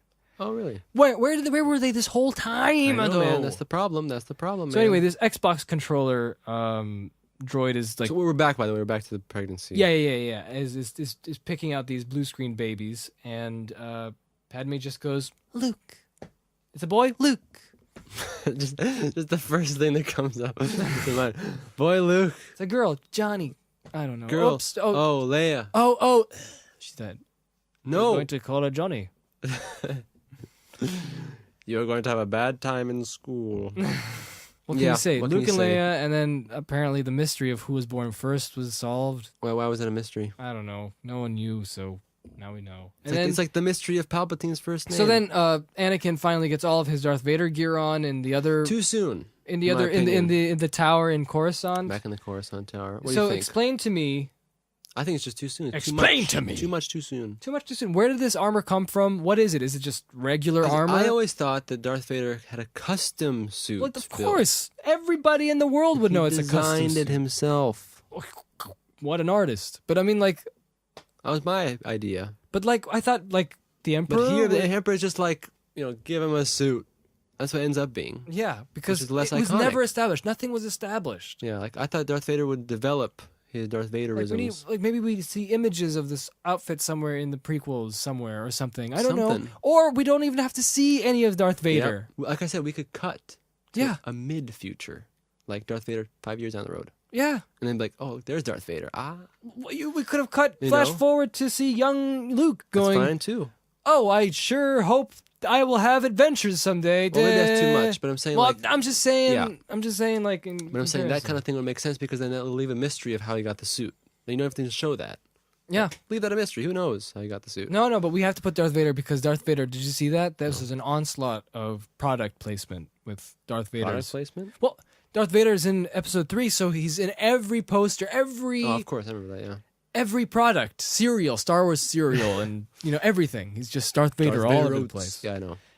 To be honest, I liked how Darth Vader is just like When you say the Frankenstein on the motif? platform, the Frankenstein motif at the end. Yeah. What do you think about James Earl Jones' first lines being, Where is Padme? Is she safe? I don't know. I think it works. You killed her. I think it works because it kind of concludes that.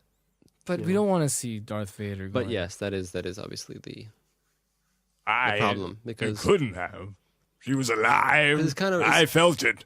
it's kind of ruining the picture of Darth Vader being this complete terrible guy. Yeah. Here we're having him be again Hayden Christensen and And I like how Anakin. he takes out the cuffs, just Mm-hmm. gets them out, and that's a very Frankenstein thing. He just comes out and steps down, but then everything gets killed when he goes, no. Why didn't that just for 10 minutes? No. It should have been, and then the Emperor should be like, "Calm down, calm down." No. It was bad. It was bad, man. I remember it was bad. It still is bad. Doesn't work. It's bad. Just shouldn't have been any Vader. No. Like they could have been like exposition of what will happen to Anakin. We will arm him, and he will become a symbol of our supremacy, of the Empire. But then again, though, that again makes Darth Vader seem more of like a tool. That's good. It's good. 'Cause I thought he was supposed to be a big bad guy in Episode 4. Well, then we get to watch Episode 4. The only thing I'm saying is that we just need to establish the fact that there's going to be a Vader. There's going to be something that Anakin will turn into because we don't want to show Vader in the movie. Oh, that's what you mean. I see. Yeah. So that minus him becoming Darth Vader Yeah. in the suit. Yeah, that makes sense. He will become You know. Yeah, and it's okay. Just allude to it. We don't have to Yeah. conclude everything. Yeah, but no. We're forcing everything. Everything. And so now comes the last debriefing with Yoda and Jimmy Smits, Yeah. Hero, and Hero Obi-Wan. of the age. They're talking about what to do next. So Jimmy Smits says, "I'll take Leia." Clearly, because she's easier to raise. And then Obi-Wan's like, "Ha ha, no. Oh, yeah. Girls, what they did into teenagers." Ah. And then he's like, "What should we do with?" and Obi-Wan's like, "We'll take him to Tatooine." No, Yoda's like Yodo. Take him to Tatooine. Yodo Will. is like taking him to Tatooine. And And then for some reason, then Padme Yoda is says pregnant still. because they have to be separated Yeah, why? Oh, so they won't because there's learn. too much force concentration. Oh yeah, the midichlorians. The midichlorians made They made only one reference. their way in there, yeah. They kind of. But yeah, so because Pushed there's their too way much in. force power, so we Yeah. have to separate them. Darth Vader, what does your midichlorian counter say? No. 10,000. My master. 10,000, my master. Good. Yeah. Punch in the coordinates. A good plan. And he punches in the coordinates on his chest piece, remember? Oh yes. Punched in. Okay. So Obi-Wan decides to take Luke. You know? I know. After all that happened, Obi-Wan says, "Luke, Tatooine, got it. Perfect I'll do fit. it, Master Yoda." And Yoda's like, But wait, there's one person that you may know came from the netherworld of the Force. Darth Maul? "I wish." I'm still clutching Still to Darth Darth Maul. And he's like, No, it's Qui-Gon. "Who? Qui-Gon." Your old master, Qui-Gon. That was cool, Do we get though. to see him? No. Well, we get to see Vader. Oh, we get to see Vader. I remember it was pretty cool, though, the Qui-Gon reference, because, in the theater, Who I knows remember about watching episode- it. yeah. I remember watching it, I was like, that's cool, because we get a little reference to the first one. Yeah.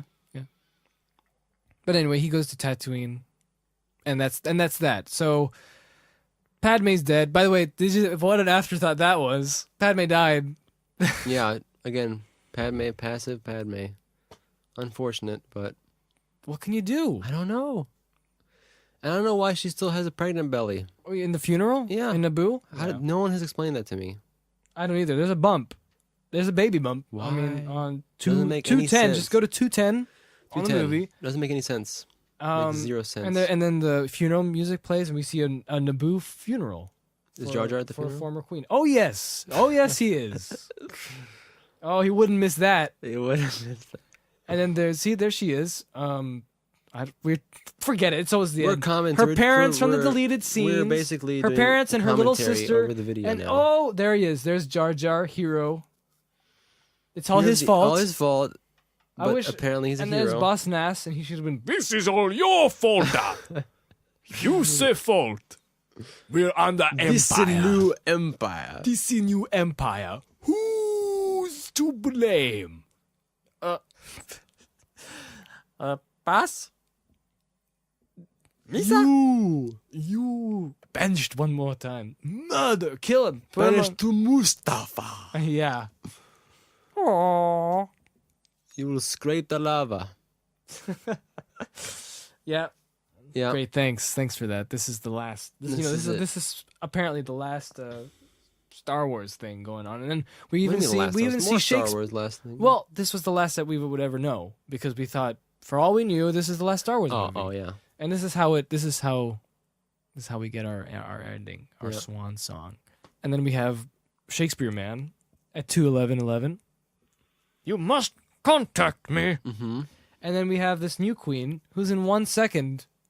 We're still at the funeral, by the way. Yeah, in the funeral, Naboo funeral. 1 second, and I still know the name of the actress. Okay. Keisha Castle Hughes. Nice. I don't know why. She played Mary Magdalene. No. She played Mary, the Virgin Mary, in the Nativity story. Oh, I think I know what you're talking about.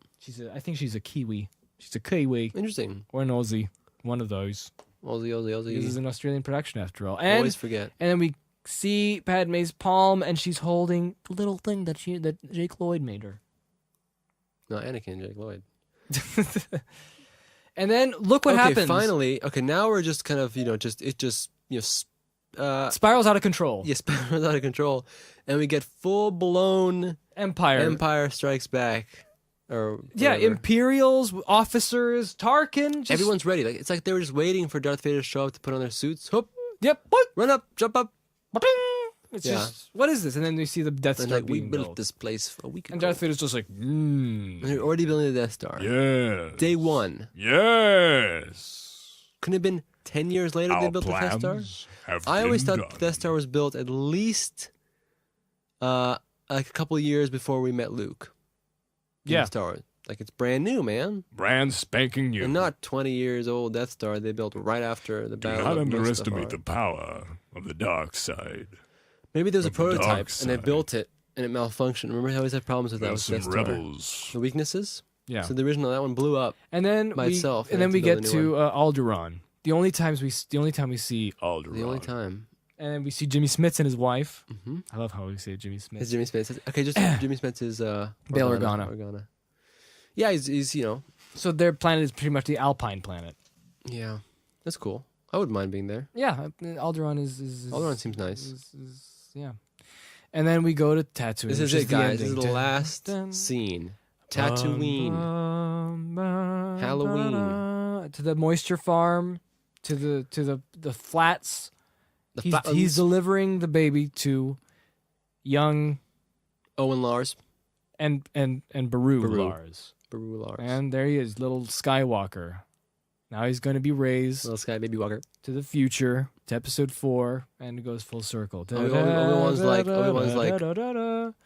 like, so. which sets up I a have this great baby for film you. because Owen doesn't even want to greet No. Obi-Wan, which sets up a great film idea for me to make a movie out of. That is so true. We'll get Ian McGregor and we'll make a Star Wars movie where we can see Obi-Wan and Owen's feud, Mm-hmm. how to raise Luke, and Obi-Wan getting into all kinds of criminal activity and, sorting things out, living as a Jedi hermit. Well, I And mean, think about it. I mean, he's in Tatooine for a long new time. characters, all kinds of So, great stuff. And yeah. we're going to learn a little bit about Obi-Wan's... Sorry, I'm advertising my own movie now It's that I okay. would love to make.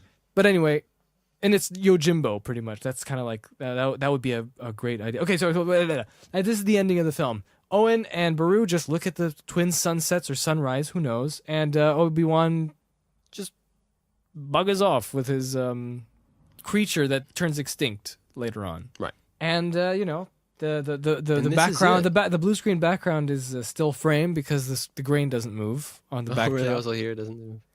And this is almost it. So they're looking at the Force sunsets. music. The Force set. Here comes.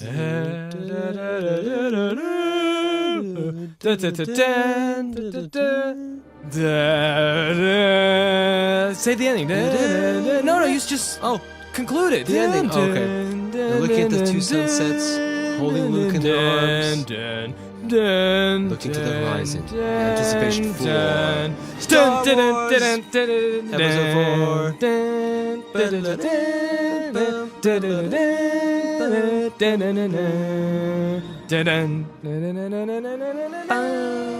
Okay, wow. I can't believe we made it through the whole thing. I don't know. I feel like This is hour 20. What's the movie time? Sorry, 2:20. Sorry, 2 hours and 20 minutes. 2 hours 14. We were just behind by 5 minutes. That's better than being longer. Being longer, better than being longer. So, in conclusion, episode All right, 3 is, conclusions. after watching it, I felt like it was the best of the 3 prequels. But I feel like... Story-wise, is the best idea. Yeah, well, to me, it was the best out of the 3 prequels. Best out of 3, for sure. But it had definitely its major flaws, which were common, which it shared with Shared its thread of precursors. the problem in the prequels, Yeah. which we have, hopefully, we've pointed out some which is things. framing, drama, emotion, lines, Execution. and executions, and decisions on what effects to use and how to use them. But And I think what's- ultimately, like we said, some kind of sense of flow. The first and But- second don't really have No, but this flow. one This kind one of did. gets better. Yeah, This one gets better. This one gets better. Flow. Or pacing. And it Just and it had a it ties things yeah, it had in a together. conspiracy going on. at And the what's beginning good of about the this film is that you don't have to think too much about what the plot is. You just watch it. Yeah, you go, yeah, because the First movie one is is, telling you, What it's happened? showing What you. happened? The first one's like, what happened last scene? What Yeah. was going on here? And yeah, Same with the second as well. So yeah, I mean, all in all, I think the reason why the third one is interesting to watch is because it's the last. Yeah, and it's the one that has the most story built in from the beginning. Right, and you already get this, like you said, built in already. We know what's going to happen in the story. But apart from that, unfortunately, like you said, it suffers like, unfortunately, the rest of the 3 films in those multiple elements that don't seem to work for the film. Because again, like I said, to kind of conclude it, is that if you grant the film, if you grant what we said, execution, acting, direction, all these different things, if you grant those things to the film, I think how it's structured, the movie and the ideas in the film, they would work. But unfortunately, it doesn't. The movie isn't supporting itself in trying to present those ideas, and so that's why we get some dialogue like, only because I'm so in love, and so on. No, that's because I'm so in love with you, and so on. And so that's pretty much it, I think. The Jedi are evil, then you are lost. Yeah, but I do like that we saw. I think George Lucas is way better at getting the dark side in there. Yeah, I guess so. Like, at least it was interesting seeing the relationship between Palpatine and Vader and how he's wanting to get another apprentice and blah blah blah blah. All that kind of stuff. I wish I could have seen more of, and I wish it was like more fleshed out and more in depth, and we could really see like these characters come to life. Yep. And that's all I can say. And I think George Lucas did the best one here. But I feel like his passion was still on number 1, but it didn't work very well. Number 1, though, is interesting. Is number 1 has, I think, a better overall. Like, it kind of has the most solid feel in a sense, like not just like visually mostly. Because it has a characteristic. That's right. It had a characteristic because it felt like they were trying to make a new Star Wars. Like there's like clean slate, new Star Wars. They're trying to create, and it felt like it was trying to do that. Yeah, it was. And then the second one, I think, doesn't really. It's like a compromise. Doesn't really have much of flavors. No. And then we have the third one, which just tried again, to it's like you said, there's a lot going on in there. Yeah. And it doesn't feel also as flavorful. But then you have those elements that, the story elements that kind of keep it interesting. I think that's pretty much it. And that's episode 3. We're done with the prequels. I think we're done. Wow, I can't believe we actually did 1, 2, and 3. And actually, we did 1, 2, and 3 in order, didn't we? We did Goongas. Yeah. We did Goongas, then we did 5. And then we went did to 2, then 3. And next month? Well, next it would be more fun, I think, next month. Return of the Jedi. Finally, we can watch Return of the Jedi. Which has Luke wearing the official Jedi costume. Oh, yeah. Yeah. Which should have been the official costume. Anything else? Anything else you want to say? I left the Star Destroyer to prepare for my arrival. I wish I could do better. Palpatine, my buttons aren't working yet. My buttons aren't working. You're going to have to help me. I can't see where I'm pressing. You're going to have to help me. I got to get used to this button system.